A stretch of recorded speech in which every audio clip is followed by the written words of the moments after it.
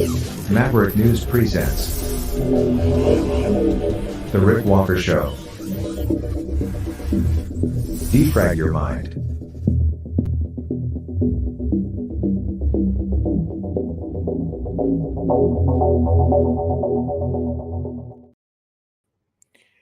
No civil war today in the USA. Governor Abbott in Texas says talk of a civil war is just a narrative. All of the hype, all of the drama, all came to a head today. And we are going to bring you the news conference with those 15 U.S. governors who met in Eagle Pass in a moment. We have other stories for you tonight as well. Tucker Carlson goes to Russia. That has set off a firestorm online and has certainly triggered those who believe he is a Russian operative.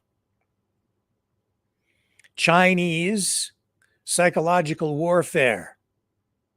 A new study indicates China is using new psychological warfare techniques to fight wars without firing a shot. And Kurt Russell, the actor, on gun control. A post that he made online is also going viral. We'll have that and a whole lot more when we come back on the other side of this, right here on the Maverick News Channel.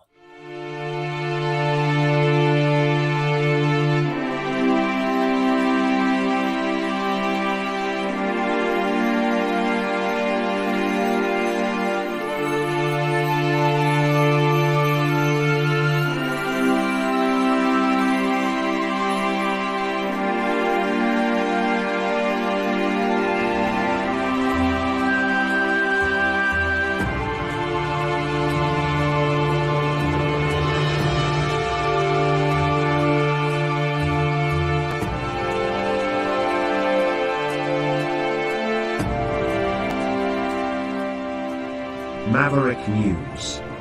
The world is watching.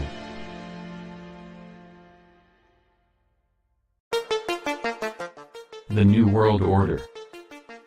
Government overreach. The Great Reset. Mainstream media lies. Now more than ever, independent voices are needed. Donate now at freedomreporters.com. That's freedomreporters.com. Maverick News. The antivirus program for your mind.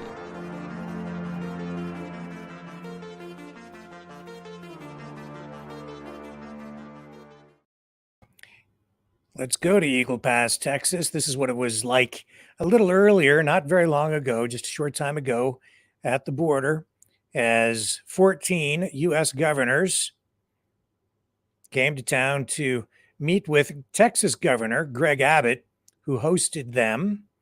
And on the streets of this small border town, we saw protesters and counter-protesters.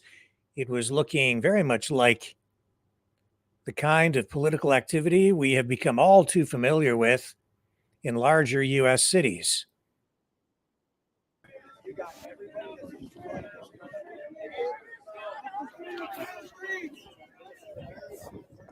The border's not open. We live stream the border every day. Thousands are coming through California right now.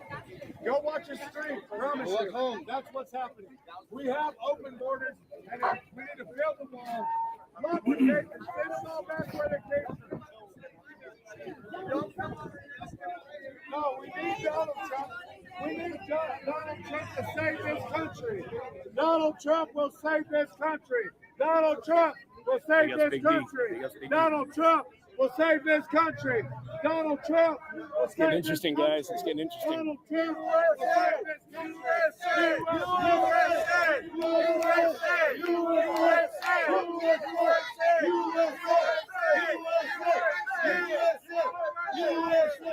USA.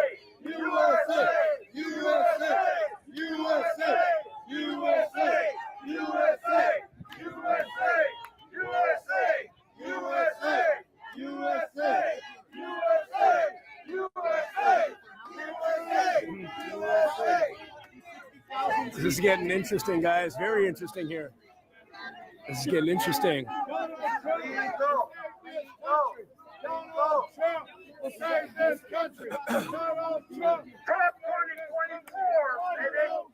Get more backup, more police coming. Here we go, guys. Here we go. Here we go.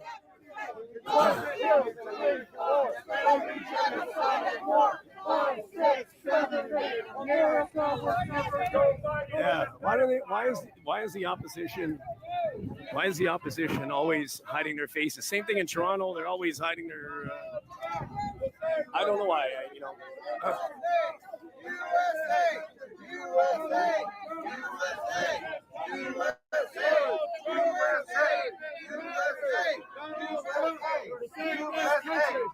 James Ashley still in the house. Here you go, sir. Donald Trump will save this country. Donald Trump will save this country. Donald Trump will save this country. Secure our border. Secure our border. Bye-bye. Bye-bye. Build that wall. I love Big D. He's killing it. He's killing it. Build that wall. Build that wall. Build that wall. Big D's awesome, man. Big ups, Big D. Build that wall. Build that wall. Build that wall. Big D's right in there, man. He's right in there. Build that wall. Build that wall. Build that wall. Build that wall. Build that wall. Build that wall. Yeah, I know. Yeah, no worries, Alice. I'm smart. Bye-bye, guys.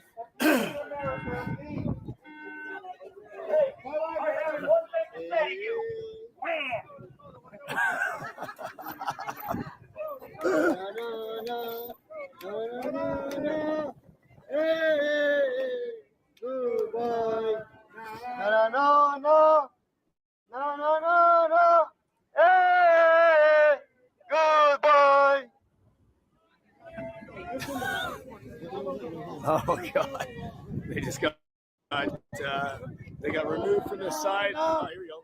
This gentleman. Bye-bye. You're trying to cause problems. You're a problem, sir. Go back where you came from. Go back across the street. No open border. No open border. Well, I've been crossing the street, but yeah, there's no. It's getting interesting. We need you off the border now. Do that same thing. This is interesting.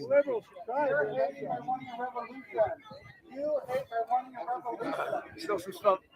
I'm gonna have to go back over there and see what they're saying. Yeah, there is instigators in these. Yeah, of course there is. Right? You see this, guys? Hit the thumbs up if you like what you're seeing. Thumbs it up if you like what you're seeing. Cheers. And we You guys are liking did it. hear Cheers. from local residents, some of whom were not happy that these Patriot convoyers had come to town.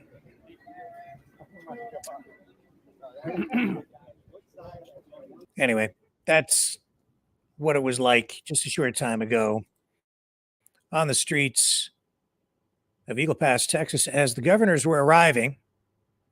Protesters, counter-protesters, and over the weekend we saw the Take Our Border Back convoy camp out at a children's camp about 18 miles outside Eagle Pass. They didn't go down to the border. They held sort of a revival style, what would you call it? A revival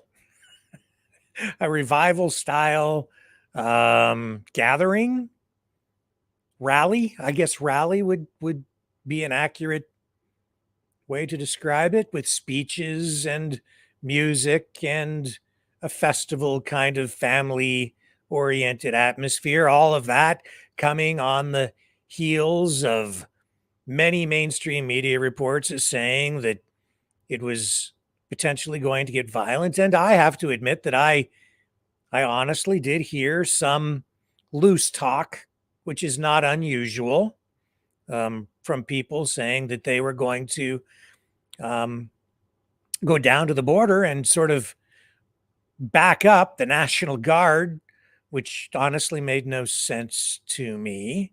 They never got that far. We have seen some people down at the border, including some live streamers who have been providing everyone, us, with that kind of footage, that kind of coverage. Um,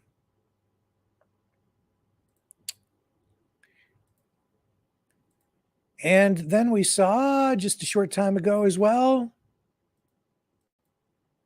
people begin to depart from the children's camp. And we're going to go live now to Soup Mama, who is back on the road in a sort of a mini convoy heading northbound, I believe. And she has been great about just kind of keeping us up to date on everything going on. And also providing, I think, a pretty accurate assessment of things. Okay, this is live out of her vehicle. Week has just been absolutely nuts. And like I said, 10, 12 hours a day of driving. We really only had like the weekend or so to kind of relax a little bit. And in all fairness, I mean, when you're live streaming all the time, when you're live streaming all the time and doing all that stuff, it is just crazy. So you don't really get a whole lot of rest. We're parked here for a minute just because we missed a turn. But Kemp means fearless warrior. Very cool. So yeah, so it has just been like a really, really crazy, really kind of insane week, and just really busy. And honestly, I'm sure you guys realize it has just been so amazing and so wonderful. But at the same time, it is a little overwhelming, and it has been a lot. It does take a lot of my time and energy to keep going like this. I mean, I think I've averaged like 3 hours of sleep every night since I left, and so it's been pretty crazy. Just running on pretty much caffeine and adrenaline, and trying to bring you guys the best coverage that I can. Literally for filming from the minute that I got up till pretty much the minute I went to bed.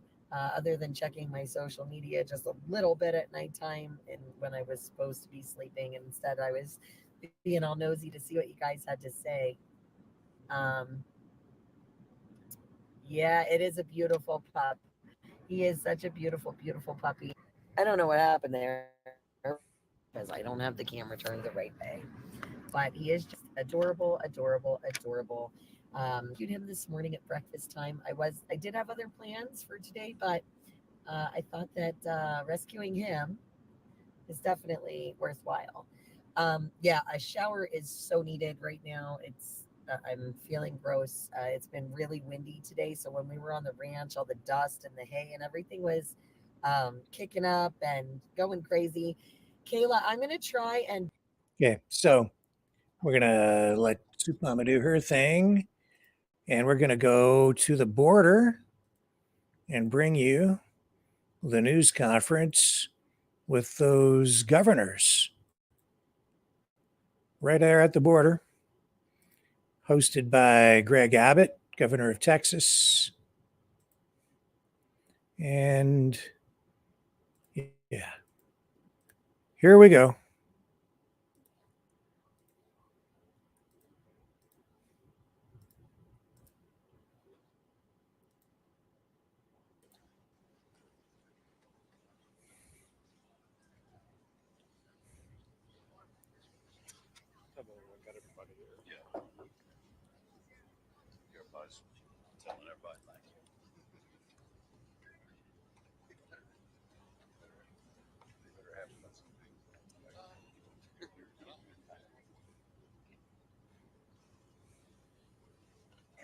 We all set?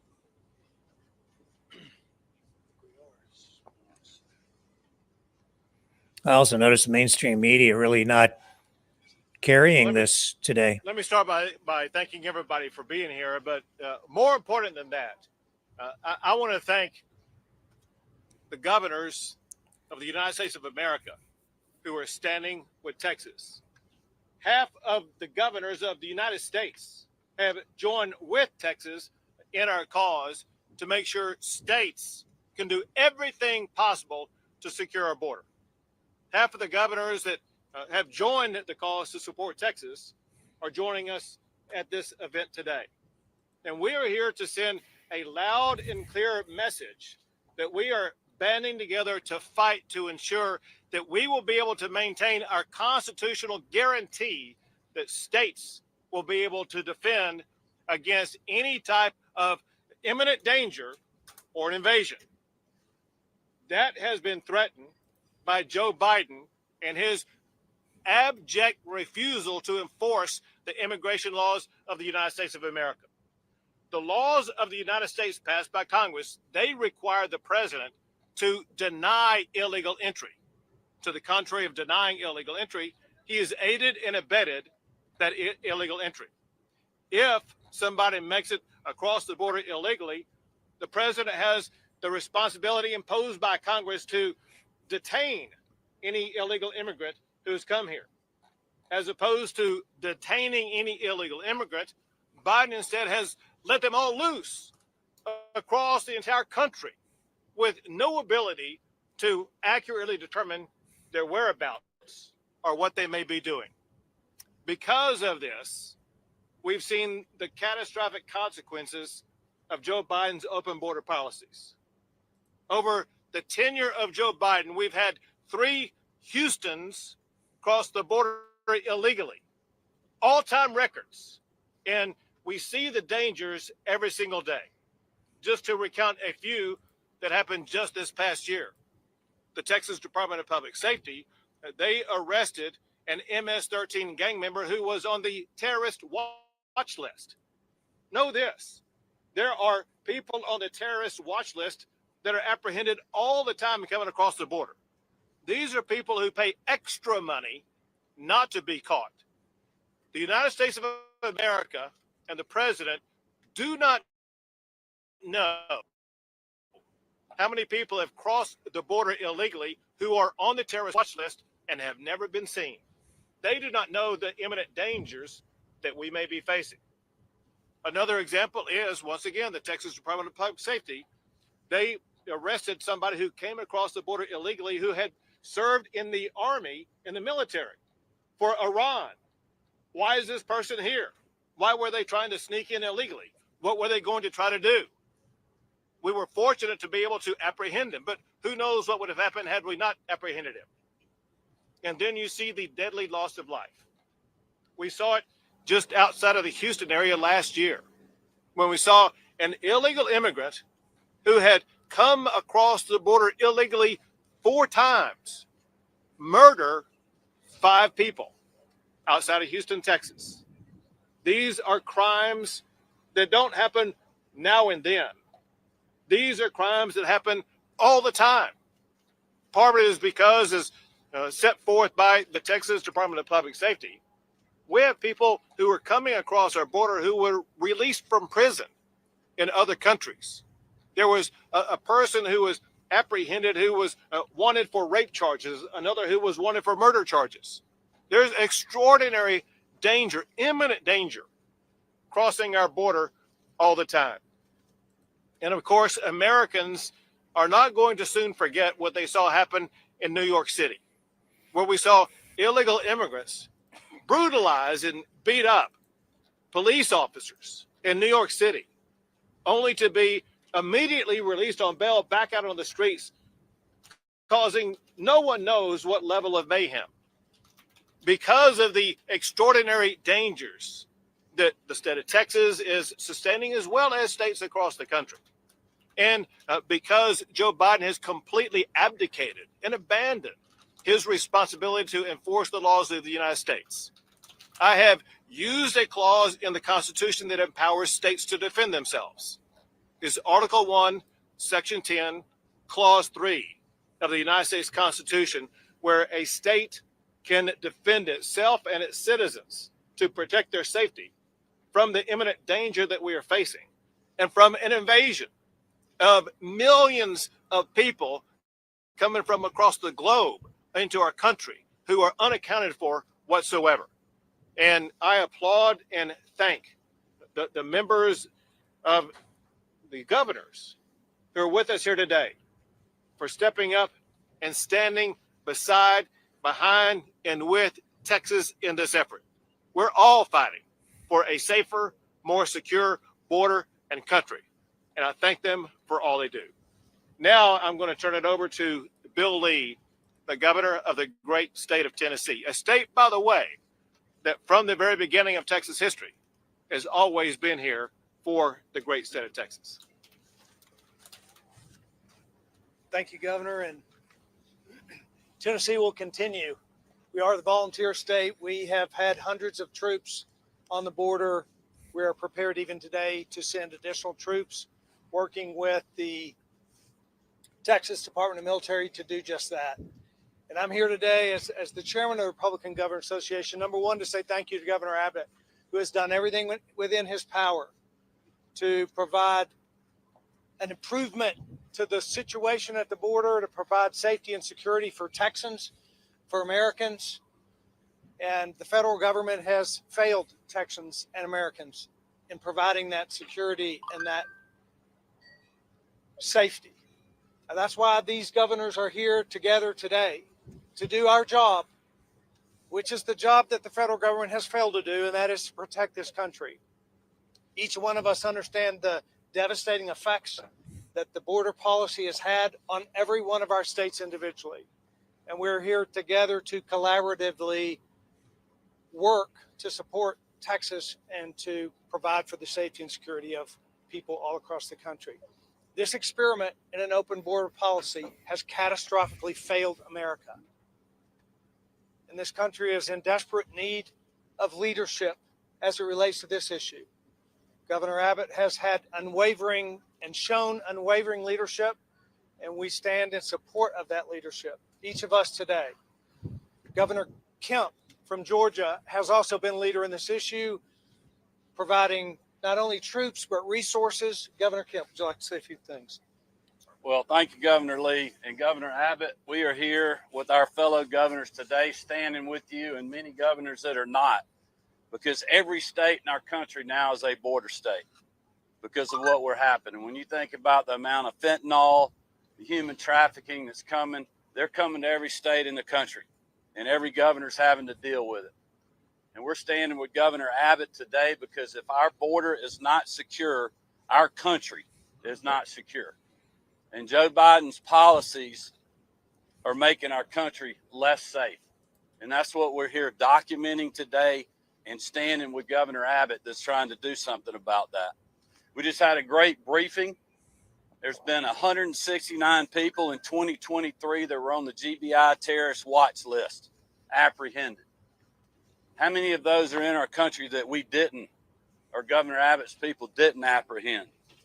458 million lethal doses of fentanyl that have been detained at this border. Think about the doses that were not. Every governor's dealing with that. $51 million in cash, 56,000 pounds of methamphetamine that every state in the country is having to deal with. This is ruining lives in our states. It's ruining our communities, and it's taking a toll on our families. And it is time that something was done about this. And that is why we are standing here as governors, making sure that that gets done. Every state in the country is depending on Joe Biden acting. And if he does not, then we will continue to do so. And we stand with Governor Abbott in what he is doing. It's now my honor to introduce you to Arkansas's Governor, Sarah Huckabee Sanders. Thank you. Glad the wind picked up just as I stepped up here. I would have gladly borrowed a hat, but they all have the wrong states on them. So thank y'all for coming out today. Obviously, I think by the strong showing and the sheer number of governors that are stepping up across the country, it's very clear that this is not just a fight that Texas is having. This is a fight that all of us have to engage in. Put very simply, Joe Biden has completely failed at one of his most basic and important duties as the president. He has failed to protect our borders and protect our people. Not only has he failed at his job, but he's been dishonest about it. He's trying to pass off the idea that somehow he has no ability to do anything to fix it. And Congress has to step up. When every single person knows he could make changes and steps right now, today, to help secure our border and protect our country. Yet he simply refuses to do so. And because of his failures, Governor Abbott is having to step up. Governors from across the country are having to step up and do the job of the federal government because they simply won't. I'm proud of the fact that we have strong leaders like those that are standing next to and behind me. Because of them, our country will be safer, our people will be better protected. And we don't stand with them in football, but I can tell you that Arkansas is most definitely standing with the state of Texas when it comes to protecting our border. There is no fight right now that is more important for us to engage in. It's why we're spending our Sunday afternoons here, because we have to, because it is absolutely vital to the long-term safety and security of our country. I'm proud of Governor Abbott's leadership, and I'm proud that I get to stand with each of these incredible people as we pledge to support Texas in whatever we can do to help. Arkansas sent National Guard troops here last year, and I can commit today that we'll continue to do that over the course of this year as much as we can and as much as is needed until the federal government and Joe Biden step up and do their jobs. We're here, and we're thankful for your leadership, Governor. With that, I'm going to turn it over to my good friend, Governor of Montana, Greg Gianforte. Thank you, Governor. And let me start by saying Montana stands with Texas in this fight. The governors here have repeatedly called on the Biden administration to step up and do their job. Most recently, in a joint letter, we asked for the names and identities of people that have crossed illegally into this country. That request was met with silence. It came on top of a letter that shared a 10-point plan to secure the border. That was 3 years ago. We're still waiting for a response from the White House. Montana has had our soldiers here on the southern border for most of last year. And Governor Abbott, we're committed to stand with you and continue to provide resources so that we can protect the citizens of the United States and our country. This is impacting all of our states. In the Northern Rockies, where I call home, we've seen a 78% increase in fentanyl just in the last year, and we've lost lives, and it's broken families apart. We need to secure the border. Our states are being invaded by the people crossing illegally. Our Constitution gives the states the right to self-defense. That's what Governor Abbott's doing, and that's why we're here standing with him today. Biden is doing the exact opposite. He's working against the interests of this country, and we are here today to call on him, the federal administration, to do their job. Thank you for calling attention to this issue, and Governor Abbott, thank you. Once again, I want to thank all the governors who joined with us today and all the governors across the entire United States of America who are standing with the right of states to assert self-defense. In furtherance of that self-defense, Texas is the only state in the history of the United States of America to build our own border wall. Texas has deployed our National Guard who bravely stand guard night and day, and they erect these razor wire barriers. The National Guard has erected more than 100 miles of razor wire barrier that serves effectively to deny illegal entry. And they have ensured that this entire park that we are in right now will not be an area that can be used to pass anymore. This area we are in right now was at one time, not too long ago, an area where there would be 3,000, 4,000, sometimes 5,000 people crossing illegally. Now that we've taken control of this area, for the past 3 days, there's an average of only 3 people crossing illegally in this area. The point very simply is this. It shows that the state of Texas can do what the federal government is charged to do and has the tools and equipment to do. The president is obligated by laws passed by Congress to actually secure the border and deny illegal entry. Texas has shown that we can reduce it to 3 people crossing across the border. Joe Biden, it is your turn now. Your obligation, your duty to follow the law Congress passed and secure the border just as Texas has. With that, we'll take a few questions. The only reason you don't see immigrants right now here is Antonio from Univision. Don't you think it's because Mexico stopped everybody from entering Coahuila right now, and you don't see even nobody there right now? Don't you think it's let's be clear. Let's be clear about something. Don't fool anybody. We know that the people who control the migration across the border are the cartels. The cartels who extort money, who rape the people that they victimize before they come across here. The cartels are losing money trying to come into the state of Texas now. The cartels have rerouted their routes to cross the border because Texas is the only state that's putting up any resistance, despite the fact that Texas represents more than 60% of the land miles of the border. The overwhelming majority now of people crossing the border are crossing in Arizona and California, 2 states that are putting up no resistance to illegal immigration. If the United States under President Biden did in Texas, in New Mexico, in California, and Arizona, what we're doing here, you would eliminate illegal immigration overnight.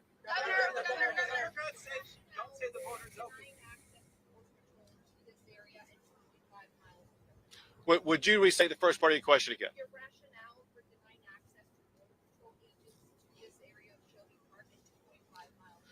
To be clear, from the very beginning and to this moment, they have access to the boat ramp and they have access to the razor wire area if anybody's life is in danger. On top of that, however, the area where we are is an area where the federal government was using to further criminal activity. They're involved in violating the federal laws of the United States of America on this land. We will not allow this land to be used for illegal purposes. Governor, the Senate bill, for some time with NBC News, the Senate is poised to vote on an immigration bill this week. Do you think that could help you? So I have no idea how to answer your question because I have no idea what's going to be in that Senate bill. And I have no idea if the House would agree with it. So your question actually is filled with unknowns. All I know is this, and that is the open border policies that Joe Biden has allowed can no longer be tolerated.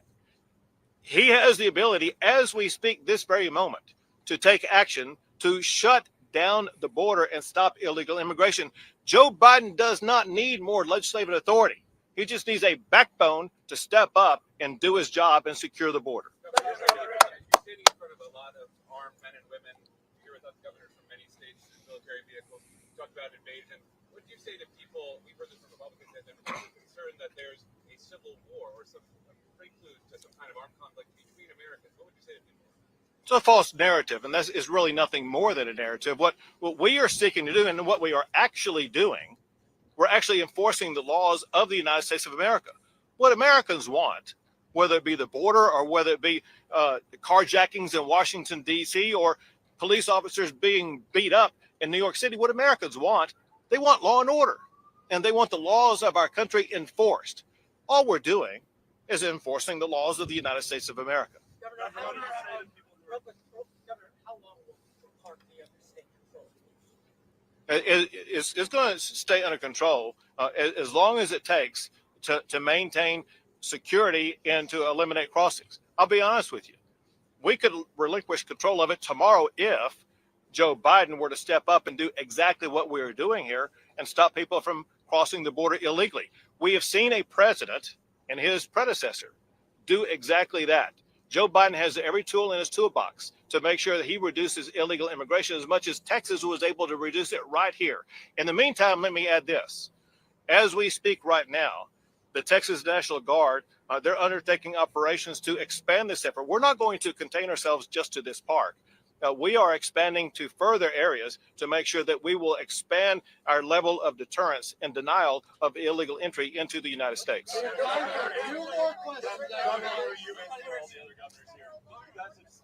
lot of people have said that this is things like this in an election year are just a political stunt by Republicans. What do you guys all say to that? Say that to the average American. The average American is angry. The number one issue in the United States of America is the broken border and the illegal immigration that Joe Biden has created. We don't have time to wait till November. We got lives on the line every single day. Say that to the parents who have lost a child to deadly fentanyl. There's growing in number across the country. There are lives at risk every single day. It's like every police officer in every city in our great state that understands that they have a daily duty to make sure that their communities are safe, regardless of when elections take place. We as governors have that responsibility to make sure that our states and our country are going to be safe from the illegal immigration crossing. And Governor, I would just remind you too that many of the governors here were here. When was that? Right, a year ago. Way before the campaign started, on the same issue, writing letters to Joe Biden about how to fix the border, executive action that he could take. So this is not a campaign tactic. This is something that this group and the Republican governors have been concerned with for many, many months and years. Right. Governor, there are Americans living here on the border who say that sovereignty has been lost and that they're walking around in fear. They feel that the federal government has failed them. What about you, governors? Are you going to be able to step up to protect their sovereignty and give them the right to be free citizens here in their own state? And you're talking about the local residents in this area? So first of all, I think the local residents around here are angry, and rightfully so, because their area, their neighborhoods, their golf courses, their shopping areas, all have been invaded. But I cannot tell you the number of ranchers and homeowners who live, whether it be here or in Del Rio or up and down this entire area, who cry and complain about their ranches being ripped apart, their homes being invaded, fearful about their children playing in the streets, all the car chases that are taking place in neighborhoods. This has turned into a danger zone for one reason. It was not that way 4 years ago. 4 years ago, this was an area of law and order, a safe area for people to golf and play and enjoy it. And that's because we had a president who was enforcing the immigration laws of the United States. Their property, their land, their safety, and their enjoyment of it can all be restored if we have a president who enforces the laws of the United States, as opposed to being hostile to that and being hostile to a state simply trying to enforce the laws of the United States.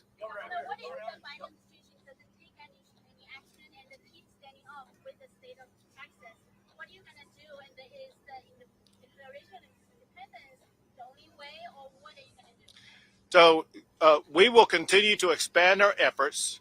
Our declaration is a declaration of our rights under the United States Constitution, Article 1, Section 10, Clause 3, that guarantees the right of every state that's either invaded or in imminent danger, which we are in imminent danger, to be able to exercise self-defense. Texas will continue to exercise that self-defense and expand the area where we are using that self-defense to make sure we are able to better protect our communities. Right, two more questions. Illegally as invaders. Say it again now. Why brand mothers and children, civilians crossing between ports of entry illegally as invaders? So I can't understand the details of your question. I'm going to answer it to the best I can. The fact of the matter is, if you look behind you, there are people crossing right now. They're crossing that bridge. A couple of things about that. One is that whether it be here, El Paso, Brownsville, or parts in between, there are thousands of people who cross back and forth every single day for work purposes, for visiting purposes, for tourism purposes, whatever the case may be. That's perfectly fine. What is completely illegal is for people to enter between a port of entry. Think about this astonishing fact. Under Joe Biden, a record number of people have died in this river right behind us. And they die in that river because they try crossing in that river. Why in the world don't they just go up a few steps and cross across that bridge, which is an official port of entry? Texas has 28 ports of entry. Get this fact. No one has ever drowned crossing a bridge. If Joe Biden cared about the safety of these migrants that he seems to have empathy for, he would have them cross a bridge as opposed to crossing a river and paying the money that goes to the cartels to cross the river. Historically has encouraged vigilante activity. They run around in camo and they cosplay as police. What's your response to that? We denounce border vigilantism. Law and order needs to be left to states, to law enforcement, to authorized entities. And we don't want anybody taking any type of vigilante action. We believe in public safety, and that means the safety of everybody. The lives of everybody are important, and we don't want anybody to be harmed in any way. All that we want is to enforce the immigration laws of the United States. Thank you.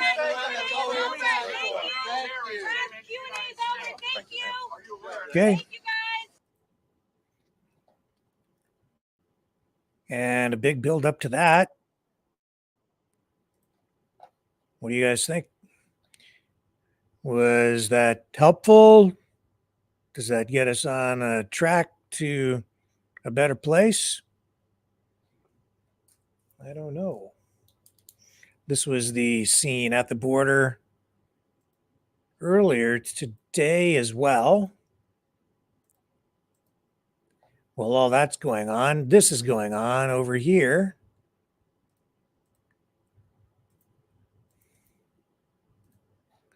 And this from our friend over there, JLR Investigates, who has been making a big impression on people at the border this weekend. JLR Investigates. Wild scene. Lots of children. At Lots Shelby of children Park. out here have just been detained by Border Patrol right outside Shelby Park. We've been here all week. Never seen this yet. I don't know where they came from, but they're children from Ecuador. They're children from Ecuador out here. Look at this, folks. Look at this.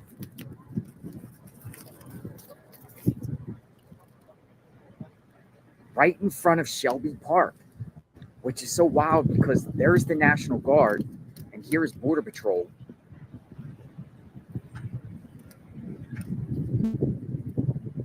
Kids.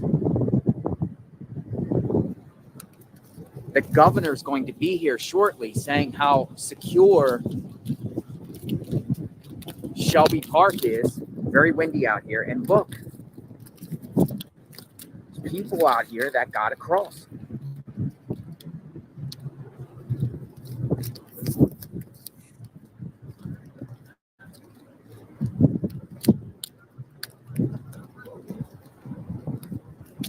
We got good reception, folks.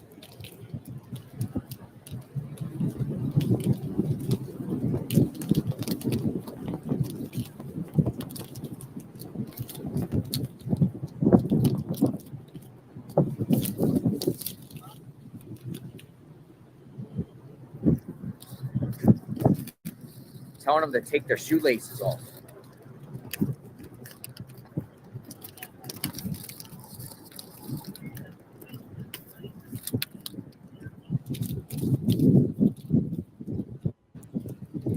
Why would they do that? Look at this, right in front of National Guard.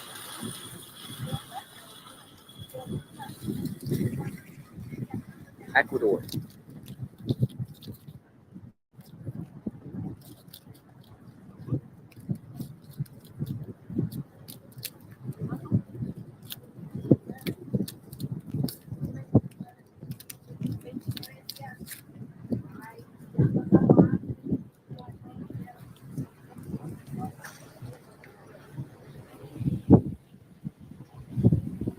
Grab my other phone. Unbelievable, man. Makes me wonder a little bit about, this situation.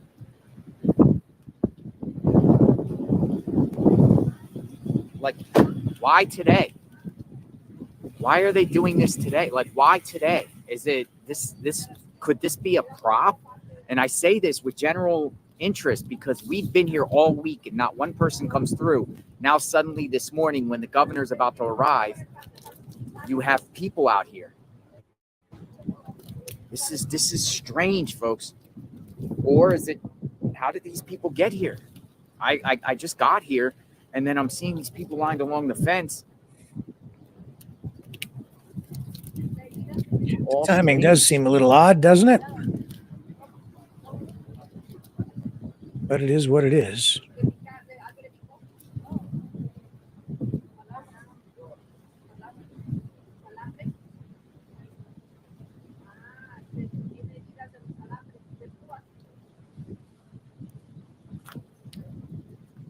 So they're making those kids take their shoelaces out of their shoes.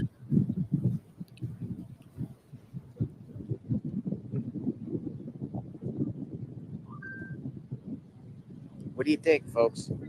Tell me your thoughts. Well,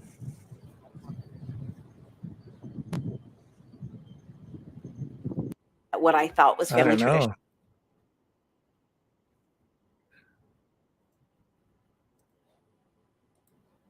Interesting developments at the border, but that is the way it all went down today on this fourth day of February 2024.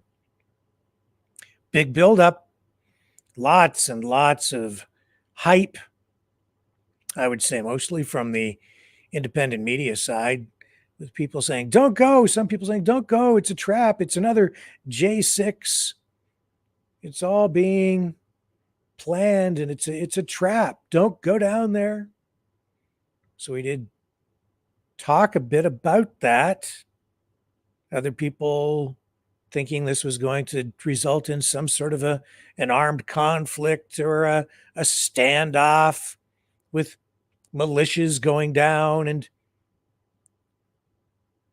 trying to sort of take matters into their own hands or possibly back up the National Guard. There were all kinds of people telling all kinds of stories. And a lot of people saying a lot of different things. But in the end, what did we end up with? Basically, a rally about 20 miles outside the city with a bunch of patriots, sovereign citizen, sovereign-oriented Christians, a mix of different kinds of, people with different sorts of beliefs, but all with one sort of common thing holding them together or bringing them together, and that's the concern over border security. And we even saw then celebrities come in, and what a circus that was yesterday. We even saw Dr. Phil show up in a helicopter. Boy, that was serious. And then Ted Nugent this weekend, he was there too. The Motor City Madman playing his guitar. And he gave us that great version of the Star Spangled Banner on his 6-string electric. Don't go away. We'll move on to other news on the other side of this. The New World Order. Government overreach. The Great Reset. Mainstream media lies. Now more than ever, independent voices are needed. Donate now at freedomreporters.com. That's freedomreporters.com. Maverick News. The antivirus program for your mind.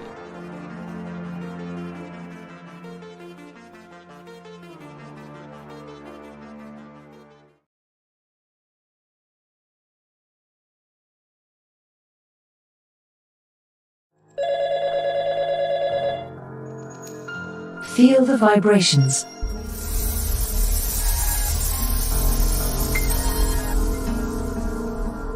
Our quest continues.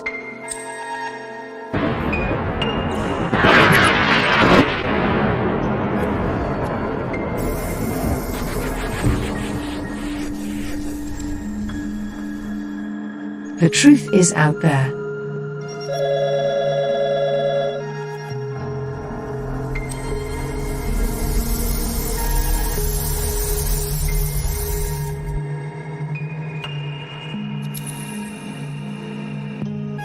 We are Mavericks.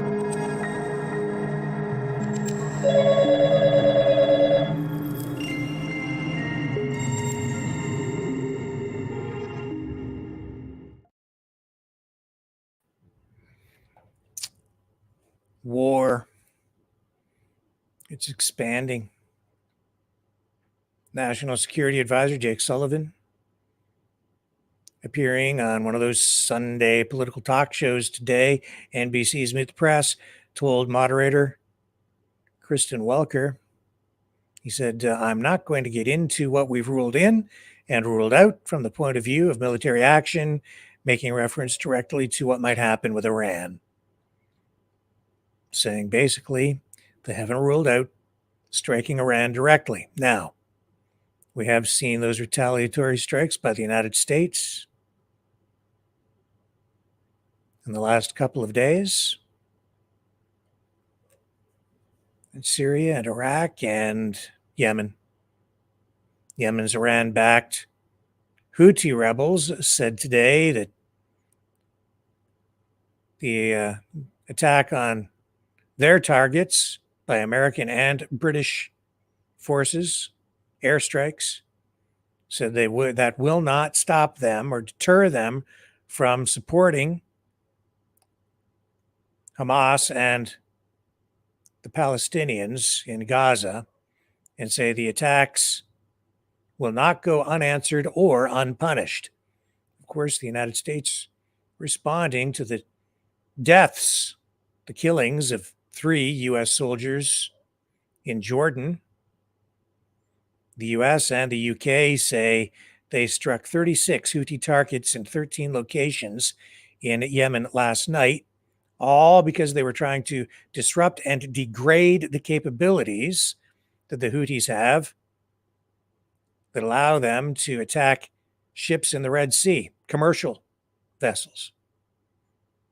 And this new series of attacks on those 36 targets comes after Friday's airstrikes, which hit 85 targets at 7 different facilities in Iraq and Syria. Anthony Blinken, Secretary of State, goes back to the Middle East. If he's not there already, he'll be arriving shortly, with stops planned in Saudi Arabia, Egypt, Qatar, Israel, and the occupied West Bank. He's expected to work on pushing ahead with diplomatic efforts for the release of hostages. And he's also supposed to try to work toward an extended pause in the fighting in Gaza. And of course, we're hearing these different numbers coming out. The casualties being reported by the Hamas-controlled Palestinian Health Ministry now sits at more than 27,000 people, Palestinians killed in Gaza.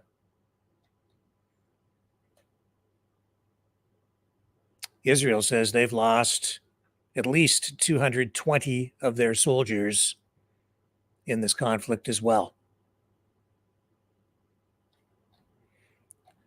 Obviously, an ongoing developing story. It is escalating. The United States getting in deeper.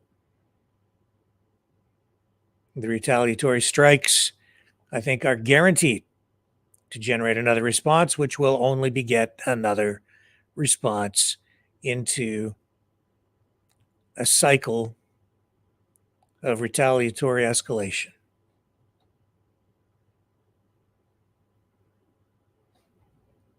Every day, the world becomes a little bit more dangerous. Well, all this is going on. Tucker Carlson ruffling feathers, pushing buttons, triggering people who don't like him. Would you say people on the left? I don't know. I suppose so, but where does he sit on the political spectrum? mainstream media reports coming out saying that Tucker Carlson is a Putin stooge. They're accusing him of being a Putin-controlled media propagandist. Those accusations have been going on for really quite a while. As you know, Tucker came up to Canada, called the Prime Minister's office, left a voicemail, said he was on his way to Kazakhstan to liberate the country. Then made his way to Alberta for 2 speaking engagements. And now it appears he's hopped on a plane, and I believe this is, let me just see where this is from. I believe this is in Turkey. Yeah, he's in Istanbul here. Spotted at this airport. He was on his way to Russia, and someone conveniently had a camera at the ready and snapped this shot, which was then posted promptly to social media, which we now happily share with you here on Maverick News. And there he is at the airport, acting very much like any other human being on his way to go see Vladimir Putin in Moscow.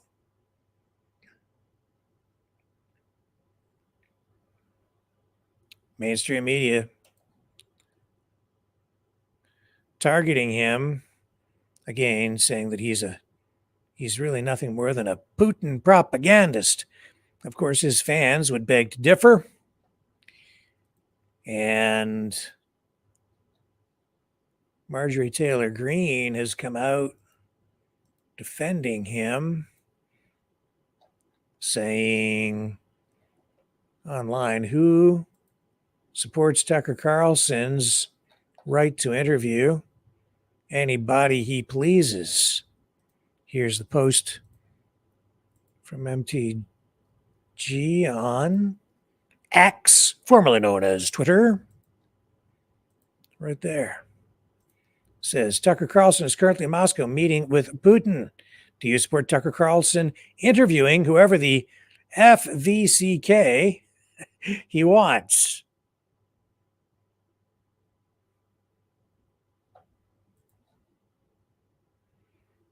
Now, as I understand it, he is going to get a chance to interview Vladimir Putin. They've been building this up over the past, I think, 3 days, sort of teasing this thing. And it is my understanding that it will be released exclusively on X, formerly known as Twitter.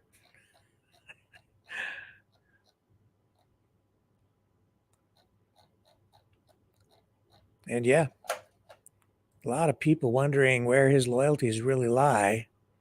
But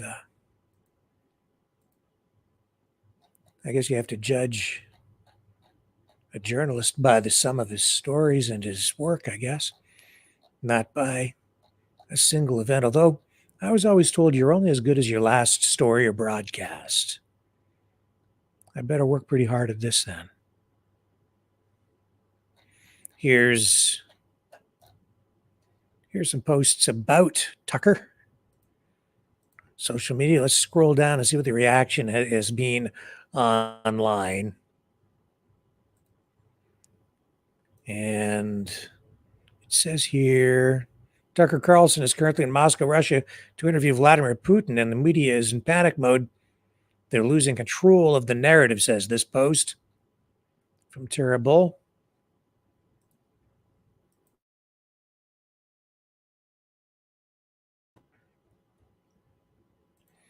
So I had to cough there. Let's scroll down a little more. Planet of Memes says, I live in all of their heads rent-free. And there's Tucker chuckling, cackling, laughing. A post Putin himself with a little clip jabbing at the West. And then there was this, and I wanted to play you this. This time ago, Tucker Carlson made a claim in some social media interviews, including this one, that the United States had actually been blocking him somehow from going to Moscow to interview Vladimir Putin. But obviously, he's on his way now. It's also my understanding he attended the ballet already while in Russia. For all we know, man, he might be walking into Putin's office right now to conduct that interview. And here's this clip. He's talking about essentially being spied on at home. Very interesting. I don't know if you've seen this. This is not fresh. This is from months ago. I don't recall the exact time or date, but it's timely now. NSA broke into my Signal account, which I didn't know they could do. How do you know the NSA broke into your Signal? Because they admitted it. I got a call from somebody in Washington. This person said, you know, you're going to come to Washington anytime soon. Yeah, actually, I'm going to be up in a week. Meet me Sunday morning. So I go, and this person's like, are you planning a trip to go see Putin? And I was like, how would you know that? I haven't told anybody. I mean, anybody, not my brother, not my wife, nobody. How would you know that? Because NSA pulled your text with this other person you were texting. How did you know that? NSA broke. Kind of creepy. But hey, you know what? When you're a big time celebrity and a news type guy, and you say a lot of things that kind of go against the grain of the establishment or even the deep state, chances are you're going to get on somebody's radar. You know, this past week, right here sitting in this chair, some pretty weird things have happened. One night, while we were broadcasting, you may recall if you're a regular viewer, everything here disconnected. The computer, literally, I've never had this happen before, just right in the middle of the broadcast, it was like everything just went black. The computer disconnected from the internet. The screen went literally black, and it just sat there black for about a good 90 seconds, minute and a half.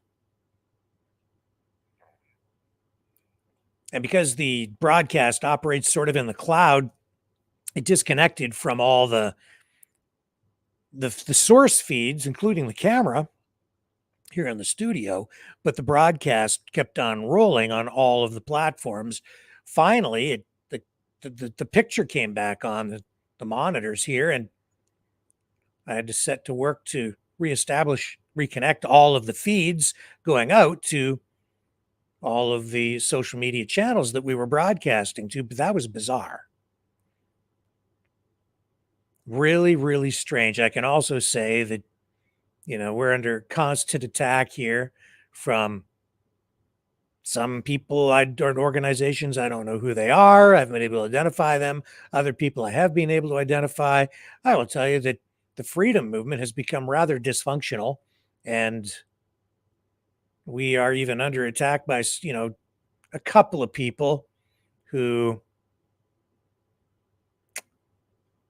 for whatever reason, have just decided that they don't like what we do. So, yeah, and then there've been other people too that have launched stuff, but we're surviving in spite of all of it, and we're not alone. I'm not looking for sympathy. I think it almost just comes with the territory these days. It's the cost of doing journalism. Tell you something else. You know, sitting here, we're not really here to cheerlead for anybody. We're not endorsing any particular political candidate. We're not supporting any presidential candidate, at least under the name of my news organization. We're not. I don't. People who come here as contributors are free to do whatever they want to do. But Maverick News, Maverick Multimedia Inc., is not supporting any particular political candidate. We are also not here simply to cheerlead for any side, and we will hold all politicians, all political actors, whether elected or not, candidates, political activists, anybody engaging in politics, including those at protests and elsewhere. Basically, we are going to act as the eyes and the ears of the public, which is what journalists do. That's my job. That's what we're supposed to be doing here. And we will call out bad deeds and lies and whatever other bad actions might happen out there by anyone who is out there who's supposed to have the public trust and is supposed to be acting in the best interests of the public, but may not be doing that. So regardless of where you are or what you're doing, we're going to do our job. I'm going to do my job, practice my craft here. That doesn't always make me Mr. Popularity, and it doesn't mean that this channel always becomes the most popular channel out there, because these days it's painfully obvious that people want you to pick a side, and then they want you to reinforce what they think and how they feel and prop up in their minds and in their emotions their political ideology because it makes them feel better. With that being said, if all I did was go around cheerleading all the time for one side or the other, it would get to a point where I might have to join some others and just hunker down and lie to you on occasion. And it's just not in me. So not going to do that. We'll struggle along here and avoid selling out is what it comes down to. Not looking for it, don't want it. Just not going to do it. So what else can I say? It's just difficult times these days. Hang on. I kind of went off on a side road there, so stick with me and I'll come back and we'll get things back on track.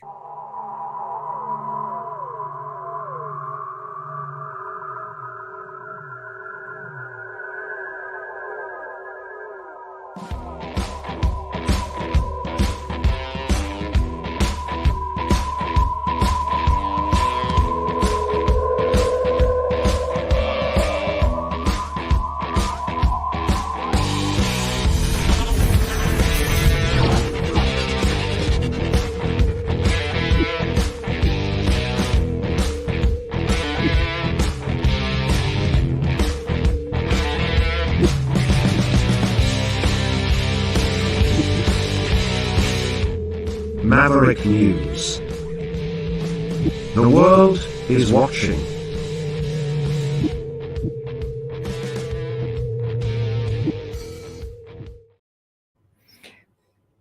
Sticking with this whole Tucker Carlson, warfare, things in that vein, there are new studies out that show that the Chinese Communist Party is taking an aggressive approach in its tactics against the United States.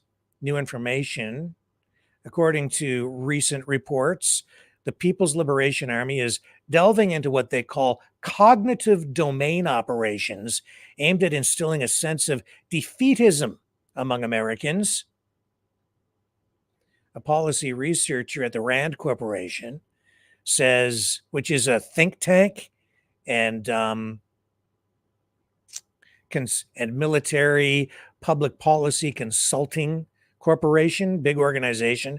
They provide a lot of, they do a lot of consulting work for the military companies, for the federal government in the United States, and even for things like urban planning and all kinds of different government stuff.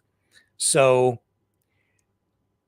this guy from the Rand Corporation, in testimony to the U.S.-China Economic and Security Review Commission, revealed that the PLA researchers are honing their skills in cyber-enabled influence operations.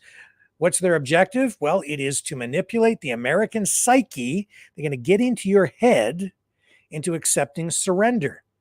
These so-called cognitive domain operations are designed to prompt a psychological inclination towards capitulation.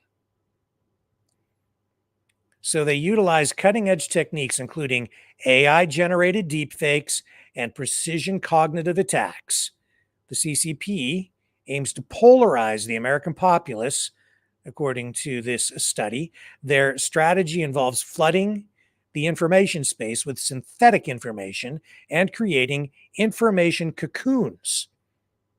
The ultimate goal, again, to achieve victory with minimal physical destruction and coerce the enemy into conceding defeat. In other words, win a war without firing a shot. This information being shared through a network of, through wire services essentially, and then picked up and elaborated upon through a variety of media outlets around the world internationally. This story going global. And here's an older reference piece from the Japan Times outlining exactly how China is using these fifth generation warfare military capabilities. I've been telling you for some time to keep your head up and be aware of this kind of activity because we are all being targeted by it. It is not just your own government. In fact, these reports are showing that that is exactly what these foreign governments want you to believe. Let me go back to my notes on this. It says the Pentagon had previously issued warning about the CCP's aggressive psychological warfare tactics, emphasizing their intent to manipulate cognition, decision-making, and behavior. This approach, termed mind dominance, seeks to sway public opinion and reshape social systems in favor of China. Moreover, recent reports from tech giants Microsoft and Meta unveil the CCP's extensive use of social media manipulation, influencer networks, and PR machinery to sway public perception. It's a multifaceted assault on the American psyche, and that is also why there is so much concern about TikTok, because, as you saw in that committee hearing earlier this week, TikTok is controlled by the Chinese Communist Party. The data, the information, it all flows back to the CCP. And while China is escalating its warfare tactics, the Biden administration faces criticism for its handling of domestic and international affairs.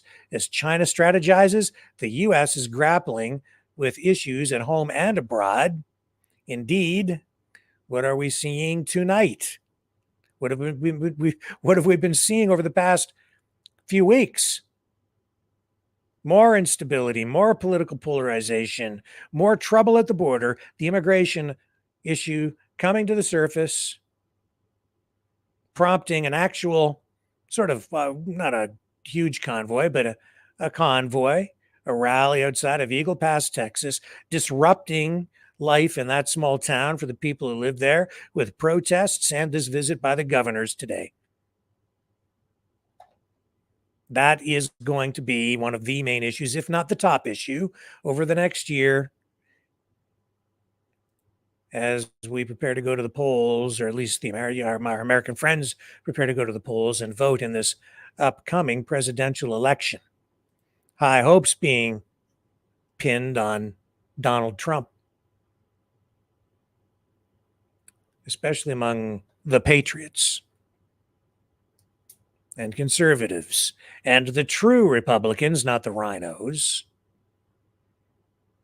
And today, I saw John Bolton is advising Nikki Haley to hang in there, keep on fighting, don't drop out of the race, challenging Donald Trump for the GOP nomination. No love lost between Bolton and Trump at this point.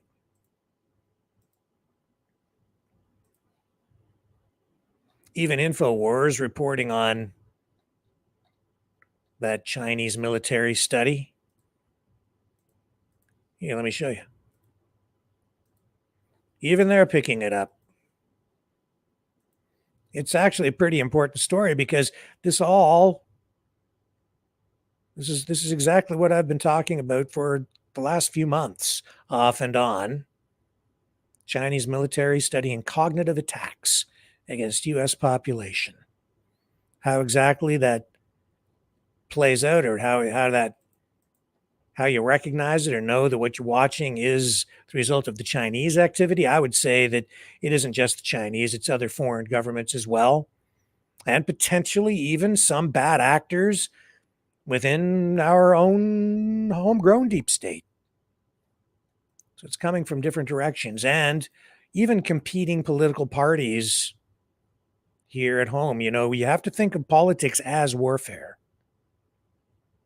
because ultimately that is what it is. That's why in a democracy, it becomes difficult at times to know what the difference is between patriotism and treason. If you are working to actively overthrow a government, but you're doing it in a democratic way, you're on the right side of the law. But you step just this far over that line, and you're suddenly guilty of treason. That's why in Canada, for instance, the opposition is called His Majesty's Loyal Opposition. His Majesty's Loyal Opposition, which is to say that even in opposition, as an opposition party, you are still part of the government, elected to the government, with members of parliament representing constituents from local ridings, and you are part of the system, but in opposition to the policies of the current governing party. So that when you are criticizing what is going on, or criticizing policy, you're still on the right side of the law. But if your objective is to get involved in some sort of activity that would dismantle not just the party, but the system, or do things that go beyond voting in order to remove a sitting government, then things become a little bit more complicated, shall we say.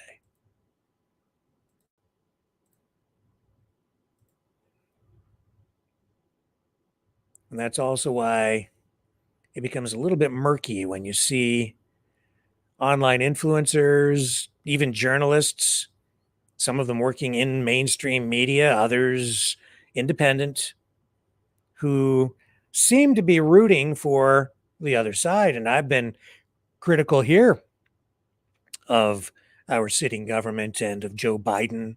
That doesn't necessarily make me a traitor. It just means that I'm sitting here trying to hold our governments accountable through journalism. A lot of talk about accountability these days. We're going to hold them all accountable. Yeah, well, this is how you do it. That's our job here. Not just for me, but also by extension through you. Because this is new form journalism and you guys are active as well. So that's how you contribute. You call in, you participate in the discussion, you offer even your opinions, and many of you have been sending in information about news stories, helping to focus my attention where it's needed every single day. And I am greatly appreciative of that. And you help keep me honest. And I appreciate that. And every day I try to make changes to make things here a little bit better so that we can continue to get you just a little bit closer to the truth. Every single broadcast. I'll be right back.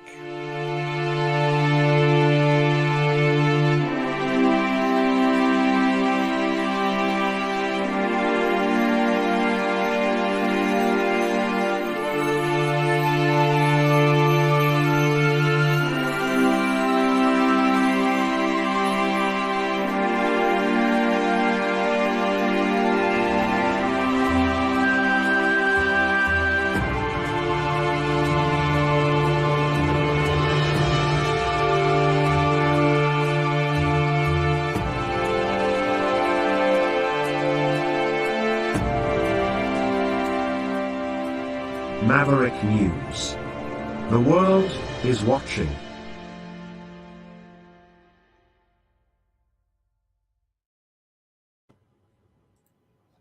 On to other news. And, this immigration issue is putting pressure on housing.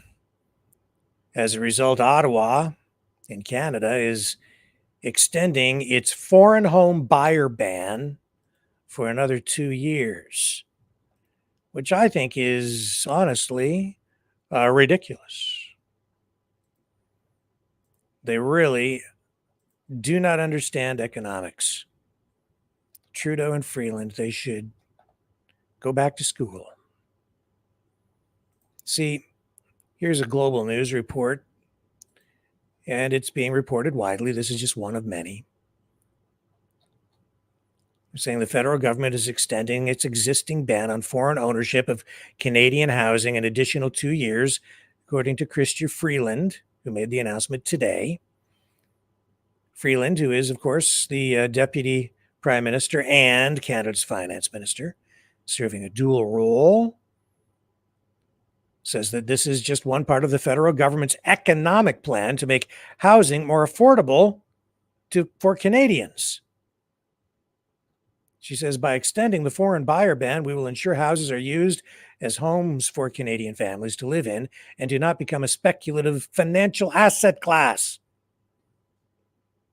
The government is intent on using all possible tools to make housing more affordable for Canadians across the country.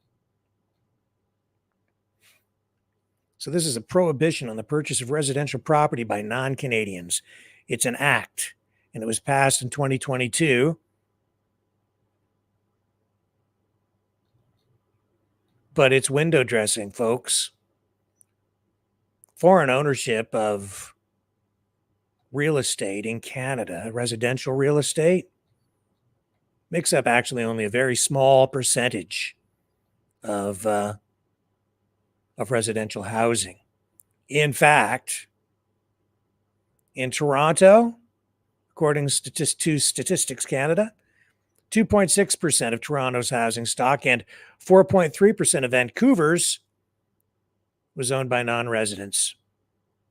In the last measurement taken in 2021. You're talking about 2%. 2%. 4% in Vancouver. Across the country, I would say it's probably much lower than that even in most places. So you're probably looking at Canada-wide 1%. And that's the federal government's solution. And you know why? Because they're socialists. They play to a socialist base with people with a socialism or socialistic mindset, and it sounds good. It sounds like they're doing something. It sounds like they're going to bat and fighting for the little guy. They're fighting for you. They're going to put those foreign investors in their place. All the while, it ain't going to make no difference at all. The problem is supply and demand. There's increasing demand and not enough supply. They have massive waves of immigration coming in, so the population is growing because of all the new people arriving in the country. They don't have any places to put them. They don't have enough housing for the people who are already here.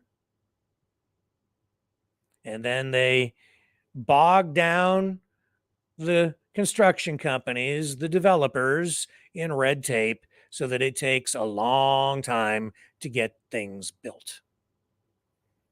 Environmental regulations, safety regulations, taxation, building permits, codes, zoning. The hurdles seem to get higher all the time. And even though they're trying to find ways to expedite construction, it just ain't coming together. And then because there isn't enough supply, what happens when you have more and more demand and decreasing supply, prices go up. And that's why housing prices have increased so much. It's called scarcity. There's a scarcity of housing. That's the way the economy works. It is that simple. And it does not matter if the government just waves a magic pen and with the stroke of a pen writes something down to try to will lower prices or more housing into existence. It takes time. It takes more than ink on paper or some piece of legislation that is really just using foreign investors as a scapegoat for a problem that has been created by bad government policy all the way down the line. Don't let them fool you, folks, as we head into this coming year, because I think this is going to be an election year. All the writing is on the wall. And if you buy into that and you vote for JT and these policies, again, things are going to get a whole lot worse. And that's not me cheerleading, and that is not me being unfairly critical either. That is just the reality of it, man. That's just all there is to it. That is just plain economics 101. Supply and demand. You know what else seems to be a force of nature that is inescapable, just as supply and demand is a force of nature? Dad, you want to talk about natural law? That's natural law. And another force of nature is Donald Trump himself. He is actually pretty amazing. This is a phenomenon. This is Donald Trump saying today on one of those Sunday, political talk shows that he thinks he can actually start flipping a lot of states that have been traditionally Democrat in this upcoming presidential election. I mean, listening to what he's saying today, he's predicting more than a landslide. He's predicting an all-out, full-blown blowout. Here it is. Here's Trump. Republican Party under Trump has become a tremendous success. Are you going to be able to flip blue states like in New York and in New Jersey? There's a rumor you're going to do a rally in the South Bronx. I think so, yeah. I think I will do that. And when are you going to do that? I think I'll do one maybe at Madison Square Garden, too. I think we have a chance. New York has changed a lot in the last 2 years. We have migrants all over the street. They're living on Madison Avenue. I mean, nobody can believe what's happened to New York. The people of New York are angry. People that would have never voted for me because I'm a Republican. I mean, they're Democrats. Their parents would they vote for Democrats. I think they're going to vote for me. So I think we're going to give New York a heavy shot. They're very unhappy in New York, what's happening. And they're unhappy with the crime. You take a look at the crime in New York, it's at record levels. The other thing is, and very importantly, New Jersey. I think New Jersey can be flipped. I think that Virginia can be flipped. I think that New Mexico can be flipped. And I think Minnesota can be flipped. And I'm not even sure that everything can't be flipped. The Republican Party under... He's not sure that everything can't be flipped. That's a bold statement. That's more than confidence. That's supreme confidence. Coming from a guy who's known for exaggeration, and yet when he's saying that, given the level of discontent and division that's out there in the public, but especially the discontent, he might just be right. He's in an odd position because being a president who was elected, then defeated, now he's actually got a chance to come back. The dynamics are somewhat different. First time around, when he was elected, it was easier for people to vote for him because he had some people voting for him, and then there were other people who were voting against Hillary Clinton because she had a lot of political baggage. And for a challenger, it's sometimes a lot easier to be elected when you're in a position like that because you don't have a lot of baggage coming in. He played up the fact that he wasn't a career politician, as you may recall. That was one of his selling points. So able to generate support from people who really liked him and people who just didn't like Clinton or had fallen out of love with the Democrats. So there's that. Now, the second time around, he had baggage. We'd come through that pandemic. Things were different. So he had some explaining to do, but now he's had some years off as being the official president, and he's trying to make a comeback here. And Biden has a record, the most recent record, to defend. And it's not a very easy record to defend because it's been a presidency of absolute destruction, disaster, and incompetence. Everyone can see that. And I'm not even sure if Joe Biden is aware enough to realize what he's done as he hobbles around and tries to string a few words together when he stands up at a podium without slurring and completely screwing up what he says. I'm editorializing. But that is actually, I think, a pretty fair assessment coming from Donald Trump. And I'm not hearing a lot of exaggeration in it, to be honest, at this point, which is really something because he's known for that. I'll be right back.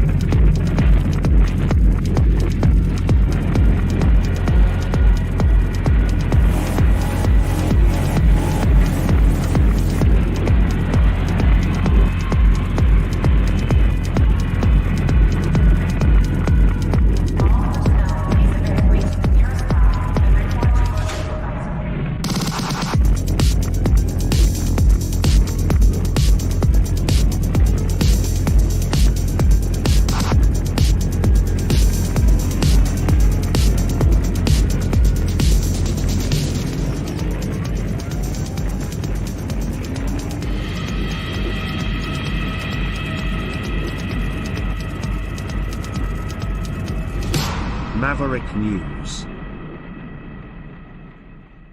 The world is watching.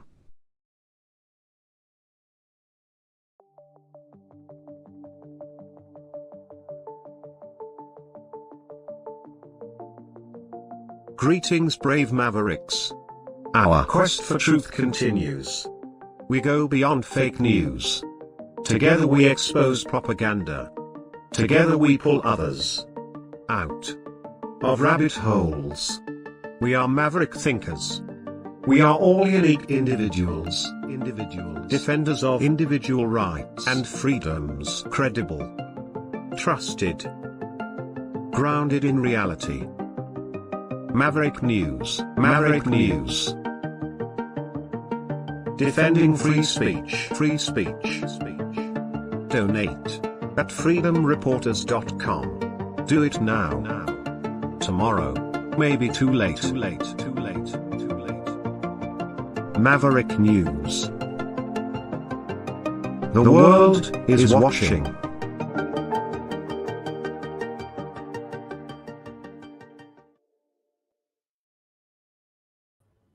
Kurt Russell, action movie star, Disney star, especially when he was younger. I'm sure you know who he is. Making a big splash on X, formerly known as Twitter, with some comments and an interview that he did with an online entertainment blogger. All of this dealing with gun control. Wanted to play this for you tonight. A rare thing these days to see someone on the conservative side out in Hollywood, but Kurt Russell has been there consistently, and this is going to resonate with you. Yeah, I don't understand the concepts of conversation of the gun culture. We've lived with guns since, what, the 7th century or something? I don't know. We all know that right now, guns is a trope. It's it's not a trope, it's a totem, it's a metaphor that disenfranchised white guys need. It makes them feel good because they're being You can say what you want. I don't agree with that. So it's not my thing. But it's so, statistically well, you can look. If you think gun control or something like that is going to change a terrorist point of view, I think you're like out of your mind. I think you're like, I think anybody is. I think it's absolutely insane The problem we're having right now is that we don't have the concepts of how to turn it around and say, you may think you've got me worried about what you're going to do, dude. You're about to find out what I'm going to do, and that's going to worry you a lot more. And that's what we need. That will change the concept of gun culture, as you call it, to something of reality, which is if I'm a hockey team and I got a guy bearing down on me as a goaltender, I'm not concerned about what he's going to do. I'm going to make him concerned about what I'm going to do. I get that. To stop him.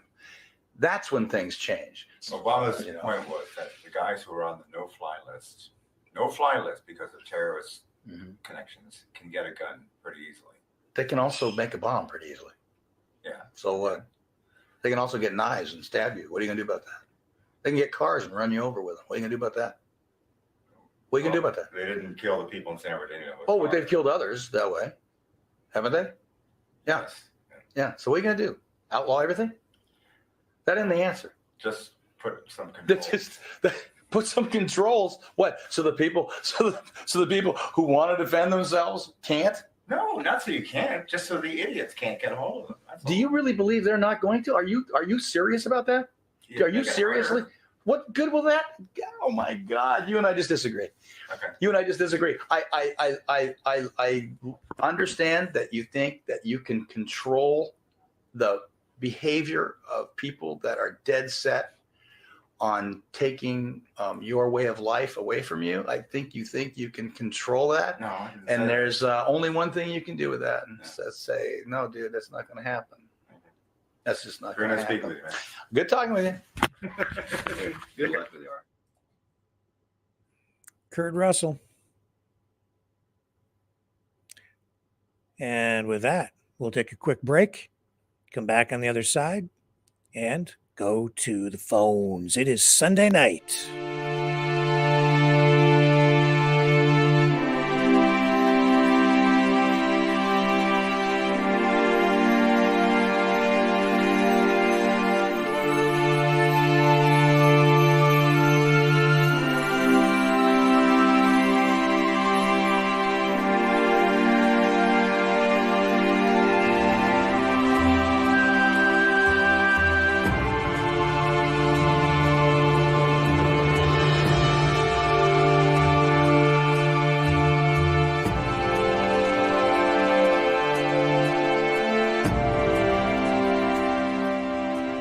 Maverick News.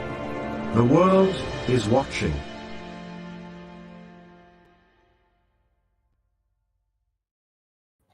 Okay, here's the number to call.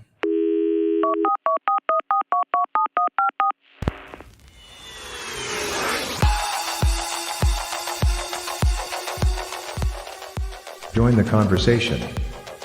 Call 1-833-975-3733. That's 1-833-975. Free.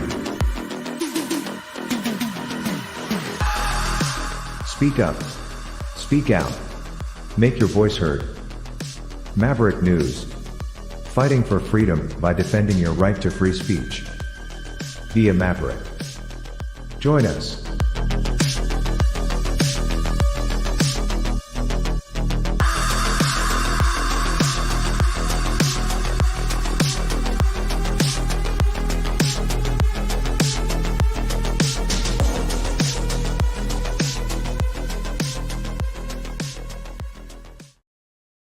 Okay, it's time to rock and roll on the phones. But before we get there, just a reminder that you can support the show by donating at maverickdonations.com. That's the Give, Send, Go. You can also support us over at freedomreporters.com. And we do still have some sweatshirts, hoodies with the Maverick News logo to help fund the operation here. We have these Dickies shirts as well. Brand new with the embroidered Maverick News logo. And we have these SSD Car Show shirts too, my other show. my automotive show that runs on TV and online, which is less prominent with you guys, but some of you are aware of that. Any donation of $60 or more, and I'll send you a t-shirt, one of those shirts, a hoodie, or a sweatshirt. Just let me know what size you need, and I will send that along to you. And really appreciate the support from those of you who have donated already. It is the beginning of a new month, and we have bills to pay as usual. So greatly appreciate you guys stepping up and keeping the phone lines operating and the whole operation online. Now, also, you can support the show by donating in the Rumble Rants. Now, if you do that, I don't see the personal information that comes back, so don't donate there. If you want a shirt, and you do that, you're going to have to email me, but I'll have to match it up after. I'm just saying the best way, if you want the shirt, is use those two other links, maverickdonations.com or freedomreporters.com. I should put that in the chat, I guess, because I never do that. I'm terrible at doing the fundraising stuff. I'm just too busy concentrating on the journalism. Please like, share, subscribe, do all that stuff. We really need more people subscribing to the channels as well to keep the momentum going, the forward velocity on the channels, to overcome the shadow banning. When you like and share and subscribe, it forces the algorithm to push us up in the search rankings, because they do actively work to suppress us, especially since, this past, late summer, early fall, when the new legislation took effect, and they now prioritize mainstream media over independents like us. And on Facebook, they do their best to just kick us right off the platform altogether now, simply because we are a news-based organization. Let me put the banner up here with the phone number that you can call to join the conversation tonight. It would be really good to have a couple of callers maybe who are brand new people. You can call in now at 1-833-975-3733, 1-833-975-3733. The phone lines are open. We are ready to take our first callers of the night. That's 1-833-975-FREE. And it is a completely toll-free call. So let me just run this while the phone lines get warmed up.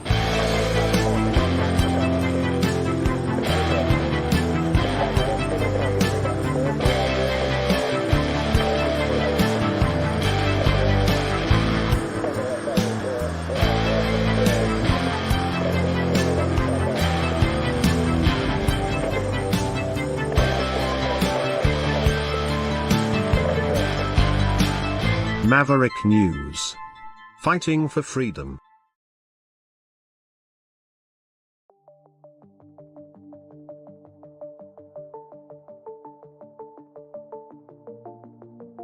Greetings, brave Mavericks.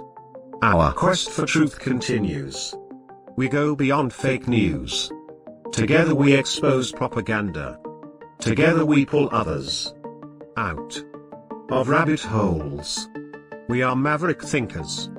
We are all unique individuals, defenders of individual rights and freedoms, credible, trusted, grounded in reality. Maverick News, Maverick News. Defending free speech,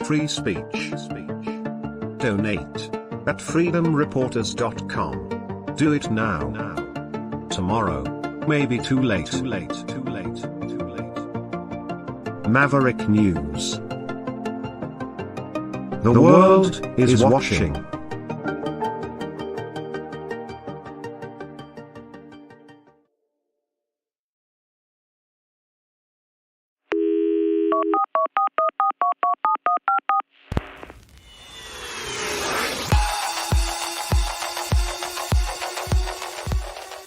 Join the conversation.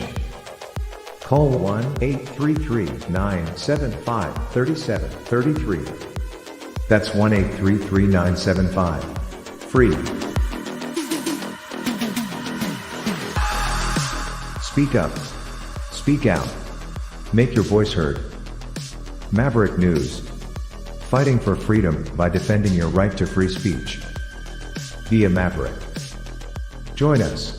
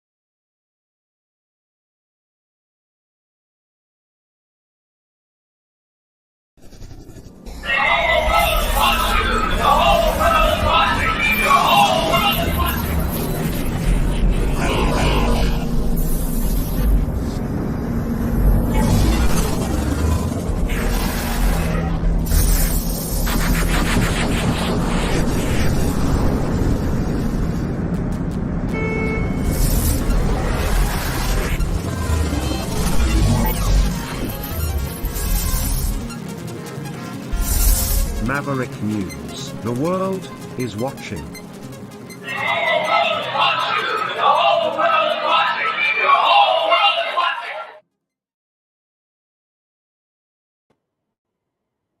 Okay, and yeah, gotta check that phone line. Sometimes it doesn't catch right away.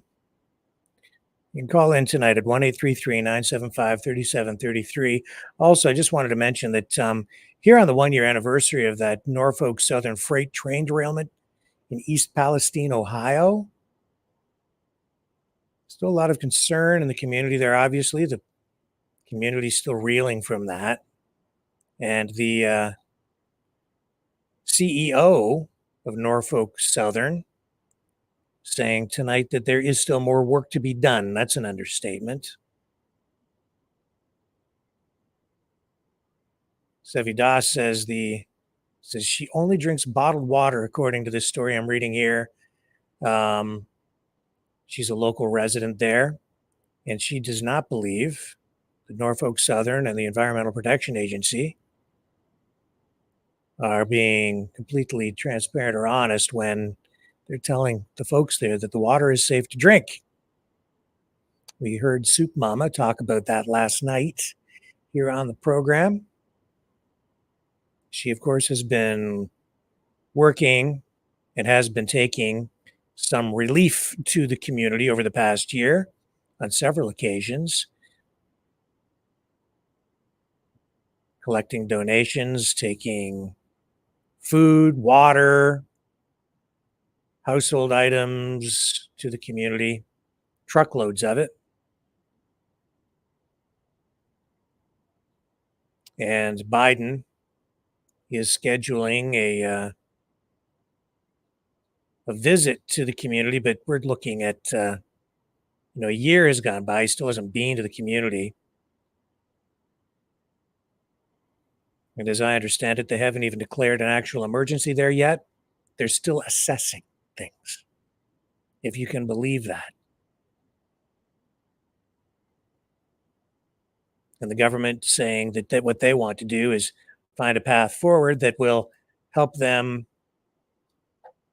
allow them to hold Norfolk Southern accountable entirely so taxpayers don't have to pay, or something to that effect. But we should get a clearer picture of where the federal government stands when Biden eventually, somehow, some way, makes his way to East Palestine and finally visits. Trump has already been there. So I think in Ohio, Trump's going to have the upper hand for sure with local residents there as we head into the next election.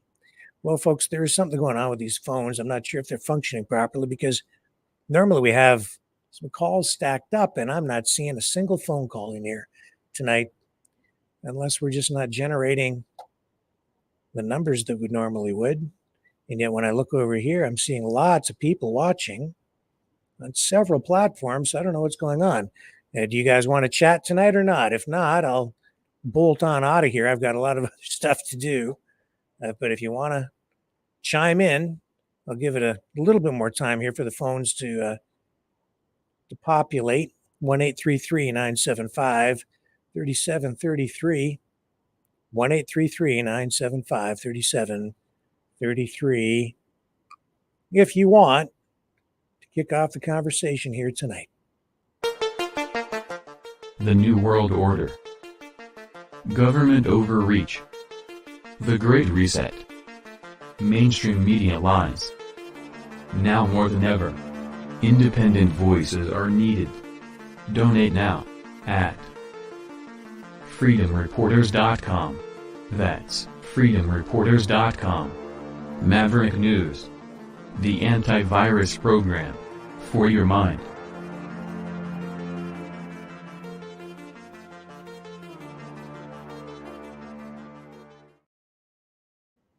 And here we go with our first caller of the night. Here's my friend. Hello, John. How are you? Hi, Rick. Just following you. You're doing a good job. Keep going. Hey, you know that car racing shirt you got? Yeah? Do you have that in T-shirts?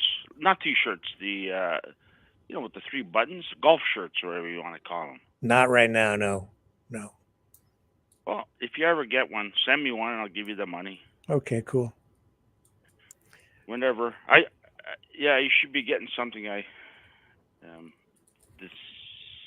put in the mail actually Monday, Saturday. Okay. So, anyways, cool, thank you. Anyways, for those other shirts, I've been wearing my Malta shirt there now. Uh-huh. I wear it now. Yeah. The Knights okay, of that one Malta, too. Exile the Knights of Malta. Yeah. It fits. It's a great size. Good. Yeah. That's good. I like them baggy, so. So what's what do you new? Let's see.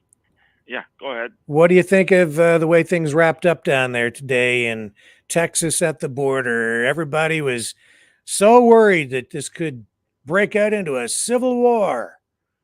And I did say, just to be just for the record, I did say I didn't think it was going to result in anything.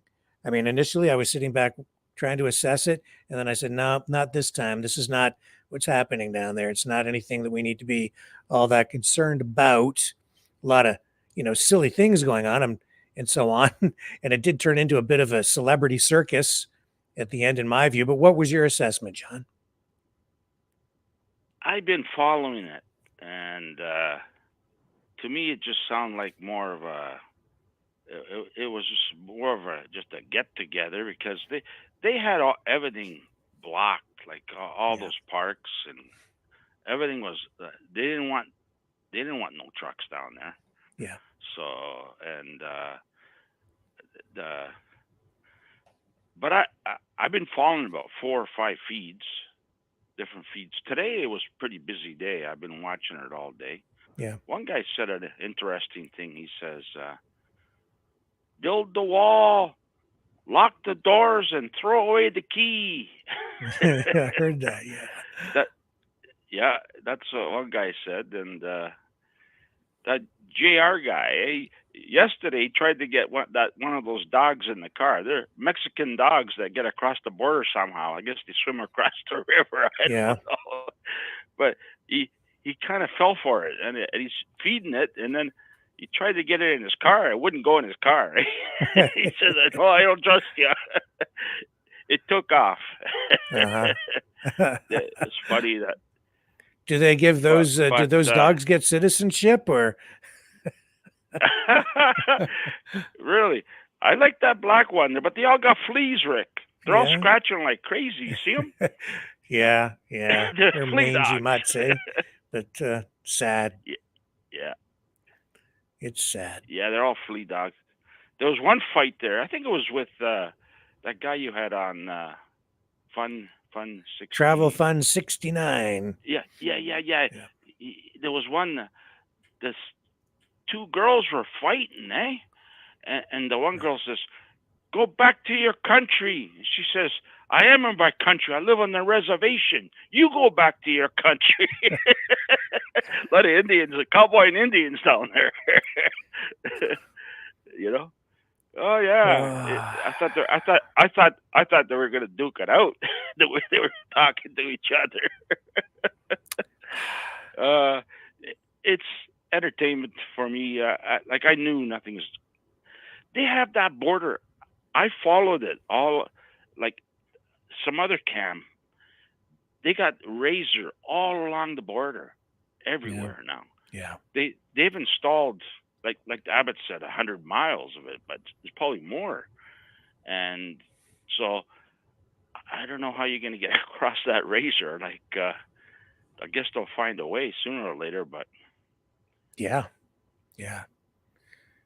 but Wow, what a situation. But a lot of politics being played. That's what I see Yeah. going on. And where did you feel safer now that Dr. Phil flew in and Dr. inspected the Phil. border? Yeah, really. Like that was I love immigrants, Rick. I just don't want to pay for them. That's the only thing if they come here with money and and they're checked out, make sure they don't have like half these illegals. I was. Did you see that? Where was it? Down in South America somewhere. I was watching it today, and they had like hundreds of those gang members with tattoos all over them, shaved heads, Mm-hmm. and they're all wearing these white like underwear, long underwear, white baggy things, and they're all handcuffed, and they had them all in prison. They were rounding them all up, MG, whatever you call them. Hundreds of them there, Rick. Hundreds. This is down in Guatemala or whatever, where they come from. But Yeah, the it's MS-13 unbelievable how gang many members, of yeah. them. Yeah, that's right. Those guys. It's unbelievable how many are down there. Mhm. Like everybody. They're like everybody wants to become one of them. I don't know. Not me. I don't want to. I know. They had jails full of these guys. I couldn't believe. I'm watching it. I'm going, holy shit! Look at them all. There's hundreds of them, Rick. Yeah. And this is down in South America, and they were locking them up, and gathering them all up. And these are the people that are coming here, and they're wearing long shirts, making them look like they, innocent people. But yeah. I don't know why they want to come here, Rick. They're probably better off where they are, as far as I'm concerned. Like me, I'd love to leave here. I'd love to go to, I like Alberta. I like to go to Alberta, but the problem is you got all your family, your friends here, right? Right. You go there, I don't know what you're going to do. I don't know either. Actually, you'll Yellowknife I like. You'll have a lot of hockey season and then a couple of months of bad ice. That's what you get in Alberta. When I was in Yellowknife, I like Yellowknife. Yellowknife is, but it's too expensive. Like everybody has 3 jobs, 2-3 jobs, because everything's so expensive. Like the hotel rooms are like $500 a night for a little. It's like a closet, and but it's nice down there, and because the reason why I like to go there is if there's ever is a nuclear war, you're safe there because that's not a hot spot. The hot spot is where we are, Rick. It is. That's the hot spot. But there, you're fine. In South America, you're safe down there. Mm-hmm. If that ever happens with Iran, they're pushing buttons there. I'm telling you, like these. I was watching. I'm a YouTube guy. The stuff on my big TV, I just put like live streams or. Anyways, they were showing all these top. Russia is selling Iran these supersonic missiles that go faster than the speed of sound, Rick. The hypersonic missiles, you mean? No radar can, yeah, no radar could pick them up. Yeah. Okay. And so, like, all these, like, Israel got these dome-proof, systems they got. They won't work with these things. Yeah. And Russia selling Iran these things. Yeah. So, and I seen them. There was they got a lot of them. Iran. They're just collecting these things. They got the money to buy them. So. Oh yeah. And yeah, it's today I was googling on TV there. I was googling live streams, live, and I forget what I put in it. They were showing Philadelphia live. The guy was walking down live. Mm-hmm. What a ghetto! There's dirt. There's garbage everywhere. Junkies everywhere. Oh my God! I never knew it was so bad down there, Philadelphia. Yeah. Yeah, if you're watching what's going on out in California, this what they're calling an atmospheric river hitting California with hurricane force winds. No, what was that there? No. Yeah. Big storm out there. They're saying it's a powerful atmospheric river, they're calling it, plowing into California, triggering warnings of possible hurricane force winds and tornadoes in the South Bay and the Big Sur coast, with in addition to a flash flood watch in Monterey County. Fuck. Tornadoes down in the south. I don't know. It makes you wonder. Are they man-made or Well, no, it's not funny. I have like this weather we're getting here. Something's not right.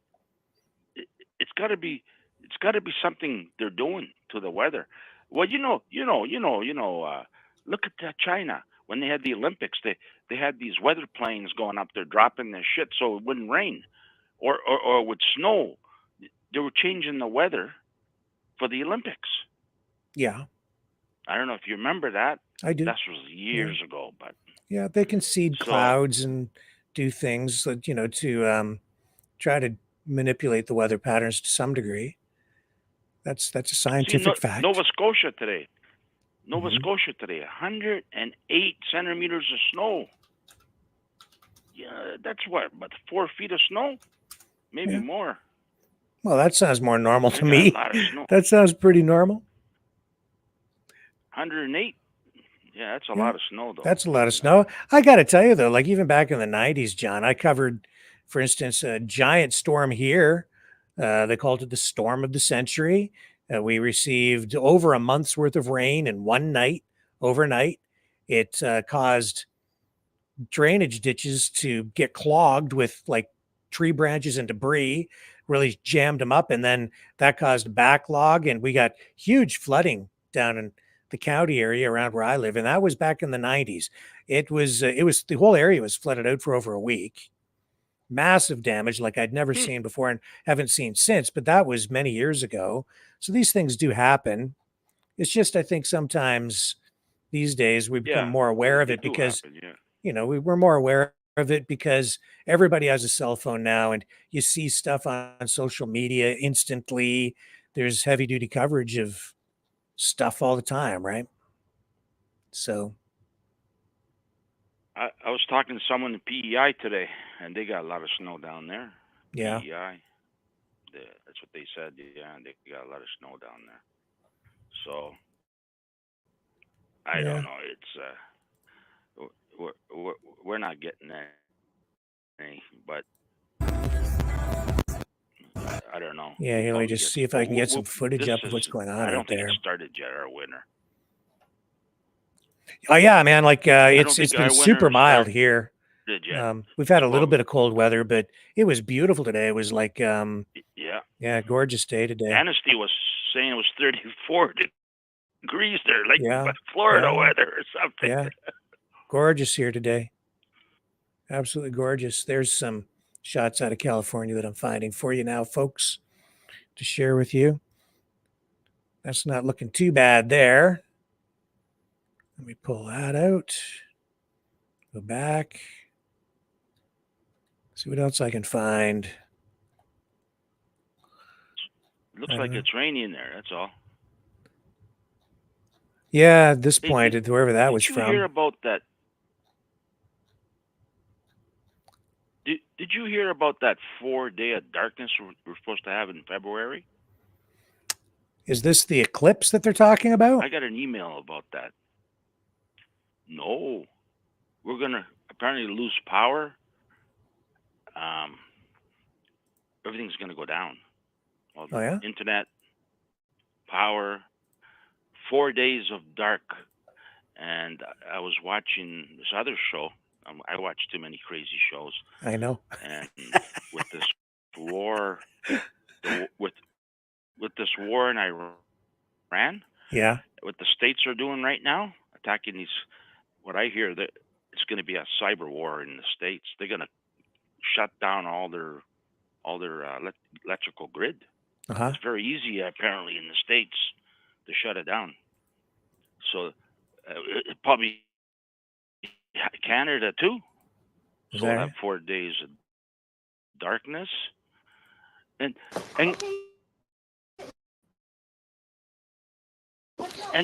They can't go out right now. Today. Sorry, John. There was just audio coming up there on the shot that I was trying to share. Go ahead. Didn't mean to interrupt you. Yeah, I was watching this preacher today, and he was talking about this 4-day of darkness in February. Mhm. And They can't go out right now. get this, the Super Bowl is in Las Vegas, and that stadium is called the Death Star, where they're playing the Super Bowl. Okay. The Death Star, and it's Kansas City, and San Fran. And get this, in 2020, that was the last time Kansas City and San Fran played in the Super Bowl. 2020, and guess what happened? COVID kicked in. Oh yeah. Oh So yeah. he's thinking something really bad is going to happen next Sunday. Next Sunday, Rick. Don't take your holidays right now because we might need you if something happens. Okay. We Well, need we need to know what's going on. I wasn't planning on taking the holidays, so You're good at looking for info. yeah. I wasn't planning on taking a holiday, You're good at looking at it. so we'll be okay. Yeah, we need somebody. See, I'm not in all those feeds that you're on. I don't have those feeds here. You know. Yeah.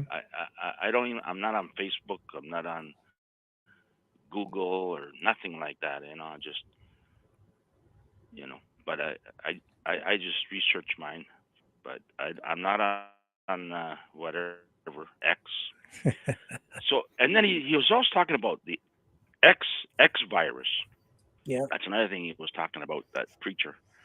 That could kick in. I don't know. Yeah. But something's going to happen. That's all I'm trying to tell you. Okay. This is next Sunday. So everybody's got to stay home, duck and cover next Sunday. Duck and cover. Don't go to the Super Bowl. You know what? It's like $10,000 a ticket to go to the Super Bowl. Hey, Rick, is that insane? Oh my God. No, I'm not doing that. $10,000 a ticket. Holy cow. That's insane, man. Huh? Well, listen, John, I finally Shit do for have some brains. callers in the queue here, so we should probably Sure enough. move on.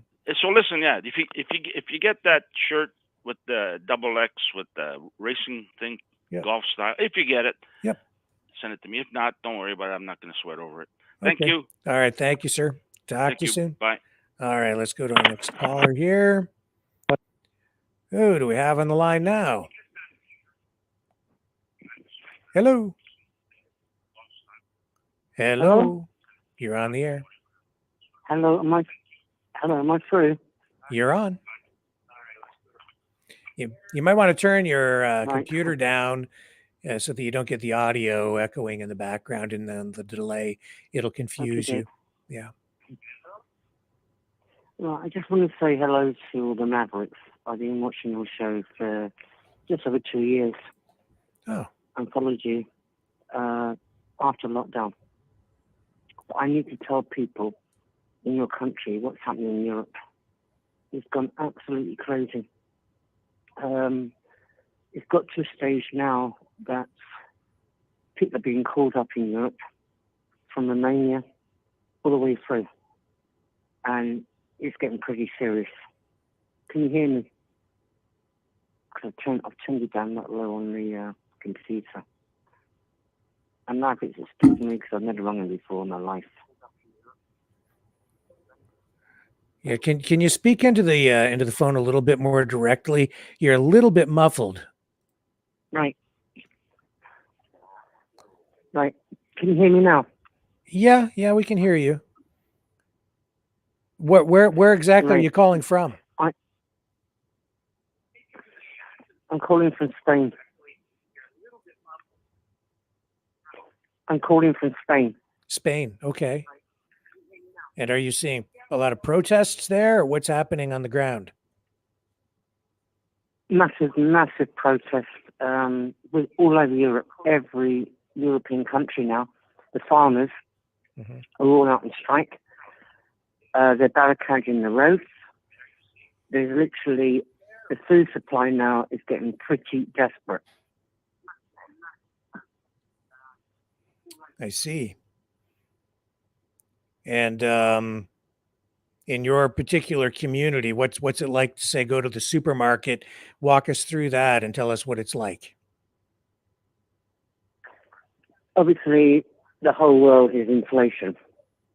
But the inflation now in Spain is literally, it's ridiculous. Example, you buy a packet of chicken, which I eat and I feed my dog. It's literally quadrupled.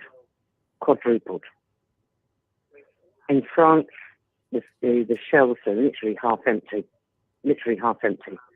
I don't know if the farmers are being backed by the government to do this. I've no idea.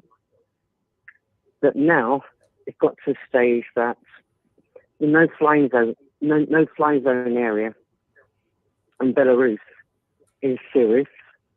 There is borders not for the immigration, but for people to try and leave. Complete opposite.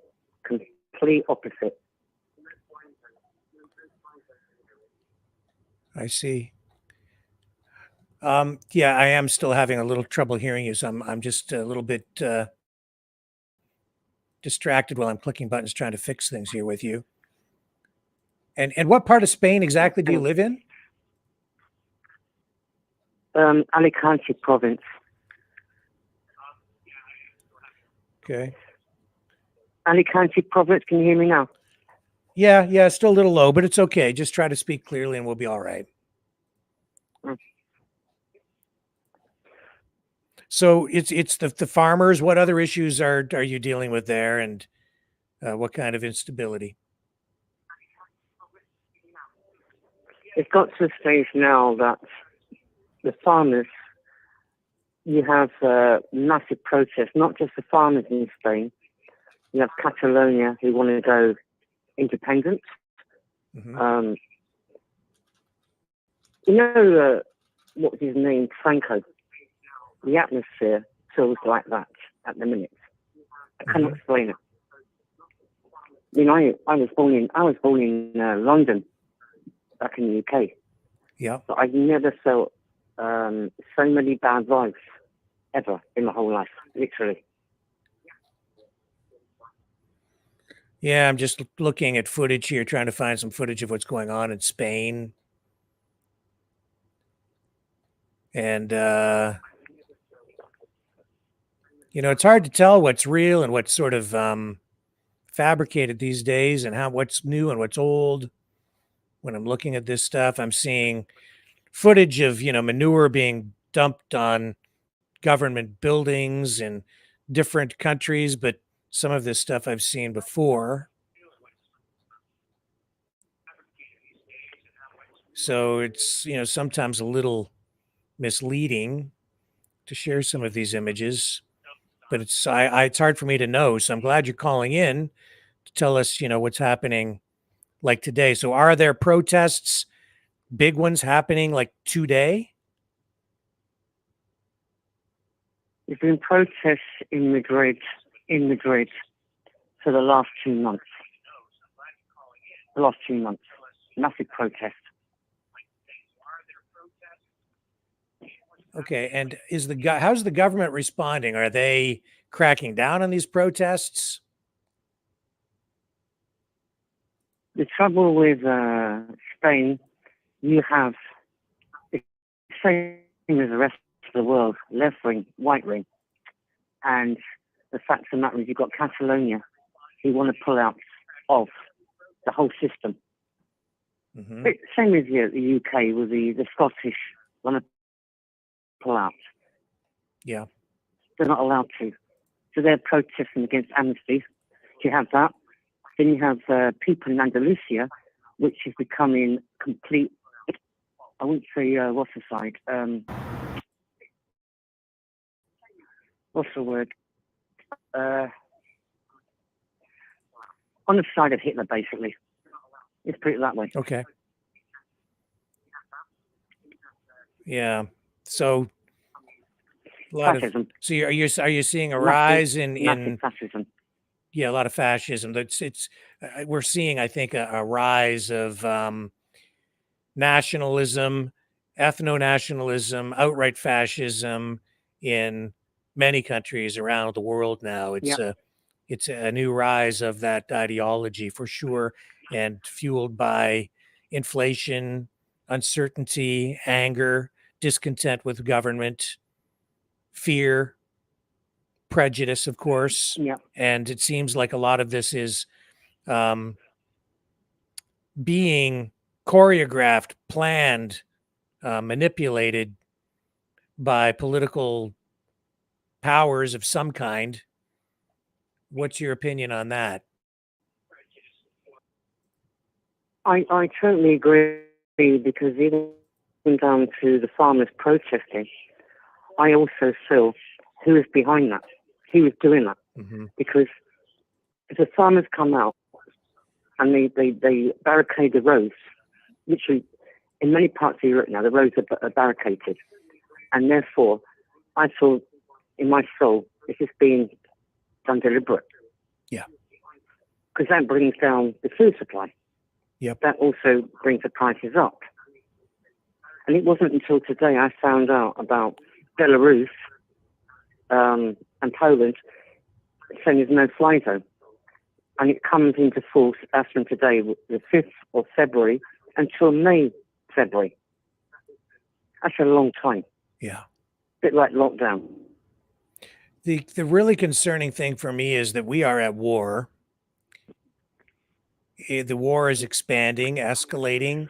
Our governments are, committed, doubling down, tripling down on the war effort at a time when I don't think our governments have the support of the citizens that they really need to provide stability and a sustainable war effort.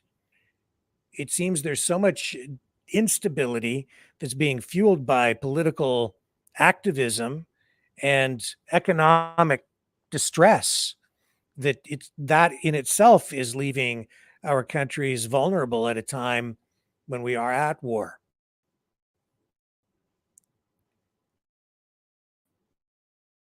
Are you following what I'm saying?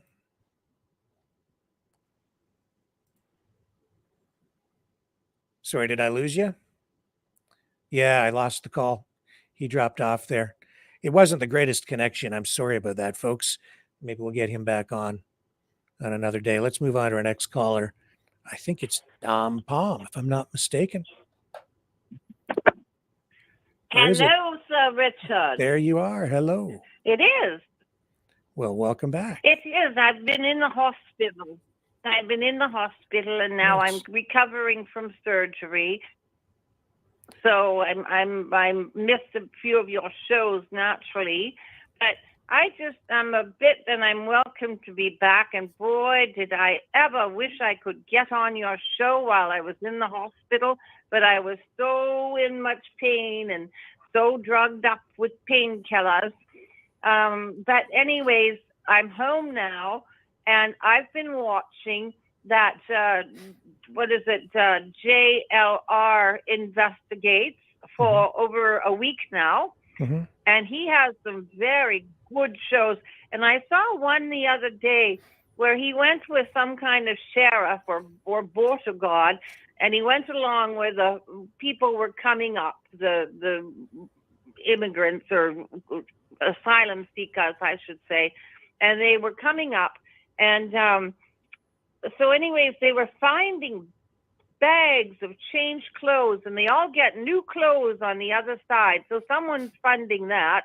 And then they also they leave their identifications there. And the sheriff was picking them up. And there were quite a few from China, which was odd. Mm-hmm. And anyways, and then the show you showed today, I woke up to that one this morning, but he did a show right after that. And they caught another 70, and they processed them and let them in, even though the National Guard is supposed to be turning them back. So I don't know what's going on there. It's hard to really know. You know, I watched a lot of the live streams this week, and spoke to a lot of people down there. Local residents seem to be pretty opposed to the convoy coming in. They weren't happy with the governor, as you saw in that news conference with community leaders. A totally different perspective from them. Pretty woke, I would say, though, those local politicians and Chamber of Commerce members and just local citizens. And then you've got the streamers who were showing, sometimes it just looked like there was nothing at all going on the border. Then, sometimes you see a handful of people being processed, as you say, in some of these streams. But even after all of that, I still don't really think I have a full perspective of what is happening down there at the border. Well, I thought it was very interesting that they all have new clothes, new sneakers, and they all have they're not starving. They don't look like refugees that are coming from countries that are not feeding them properly. And then they're abandoning their identification before they get on before the border guards pick them up. They just dump everything. Mm-hmm. And some even have ripped them up, their scissors, and they've cut them up so you can't see the pictures on them. But others have just sort of fled and left their IDs there whole and intact. Yeah. And then I thought it was very strange that, that Governor Kemp was with that Governor Abbott, because Governor Kemp was one of the ones that really did not support Trump when he was in office. Mm-hmm. And I just thought that was rather interesting too. Yes. Well, I don't know what to think of the people coming over because I'm not close enough to it. I don't have enough information. I only see images, right? I can only say that they are people, they're human beings. They're coming here for a variety of reasons. What those reasons are, I wouldn't know from one person to the next. It's my position on it is simply that there's just too much.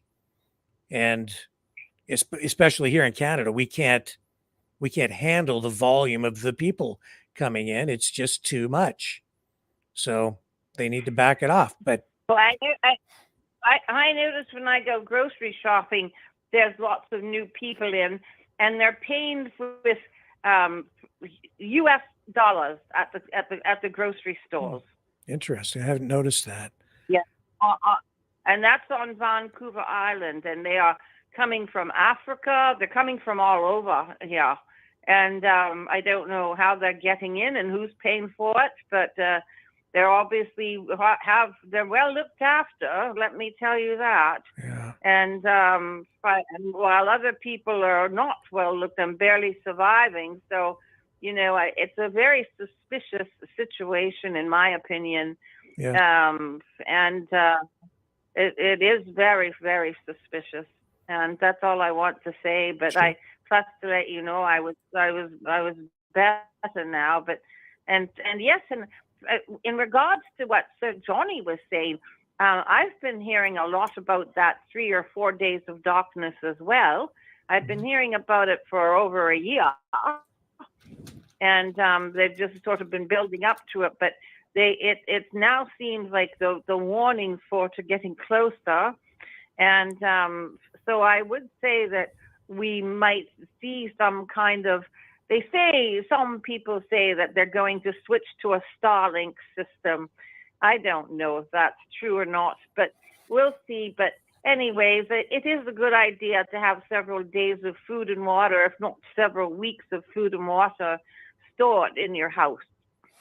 Yeah, well, there's a Bible prophecy that foretells 3 days and nights of intense darkness over the whole earth, against which the only light will come from, and I'm reading this, from blessed beeswax candles, and during which all the enemies of the church will perish. The prophecy parallels the 10 plagues against Egypt in the block of Exodus 10:21-29. I've seen that one too, but I don't think it's that, because the Catholic Church is trying to sell only their special candles, and they're marketing them online, telling everyone that, and I don't see it being that. I see it totally being man-made and manipulated, and if it does go down anyways. But it's a good idea to have dog food and everything you need for a few weeks on dog hand. food? That Dog food? Yes. You mean if you have a dog?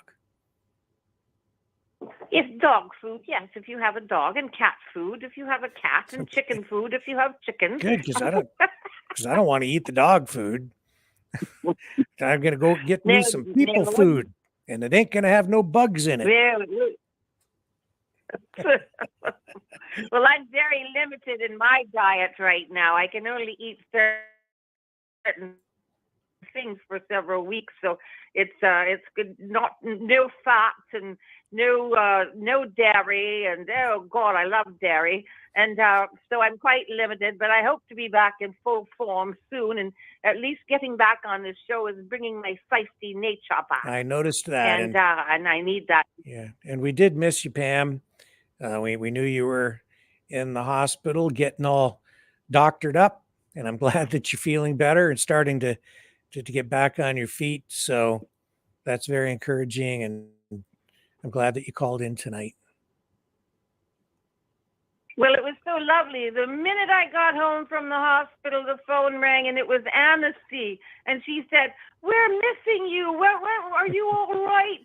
And I said, "Oh my God!" And I can hardly wait I couldn't get to the computer because I was all stuffed with sleeping, drowsy painkillers, and I sometimes I get very tired because I have my good days and my bad days, because I had to go quite the surgery, and they couldn't do it right away because I was infected as well. So it was in there.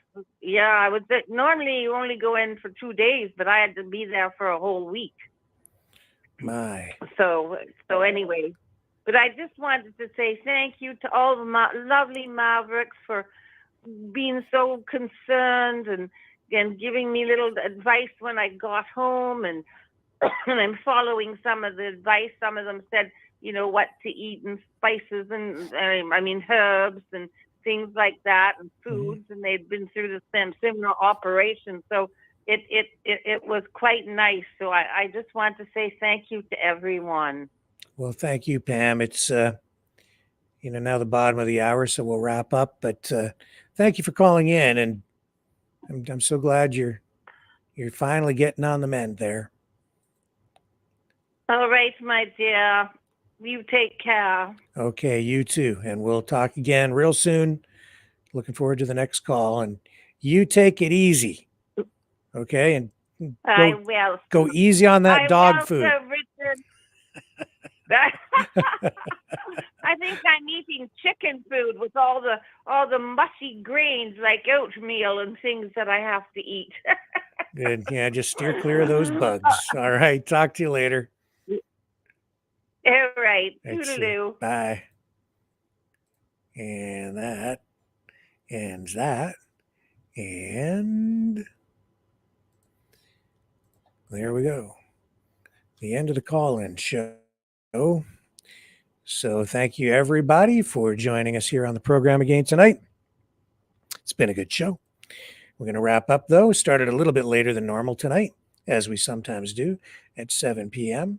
I needed a little bit of time to do some production work here to prep for tonight's program, but it was worth it because I think we covered a lot of ground and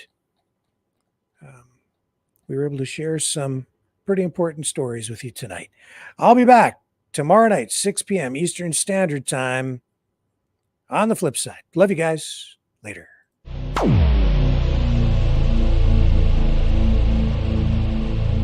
This has been a Maverick Multimedia production.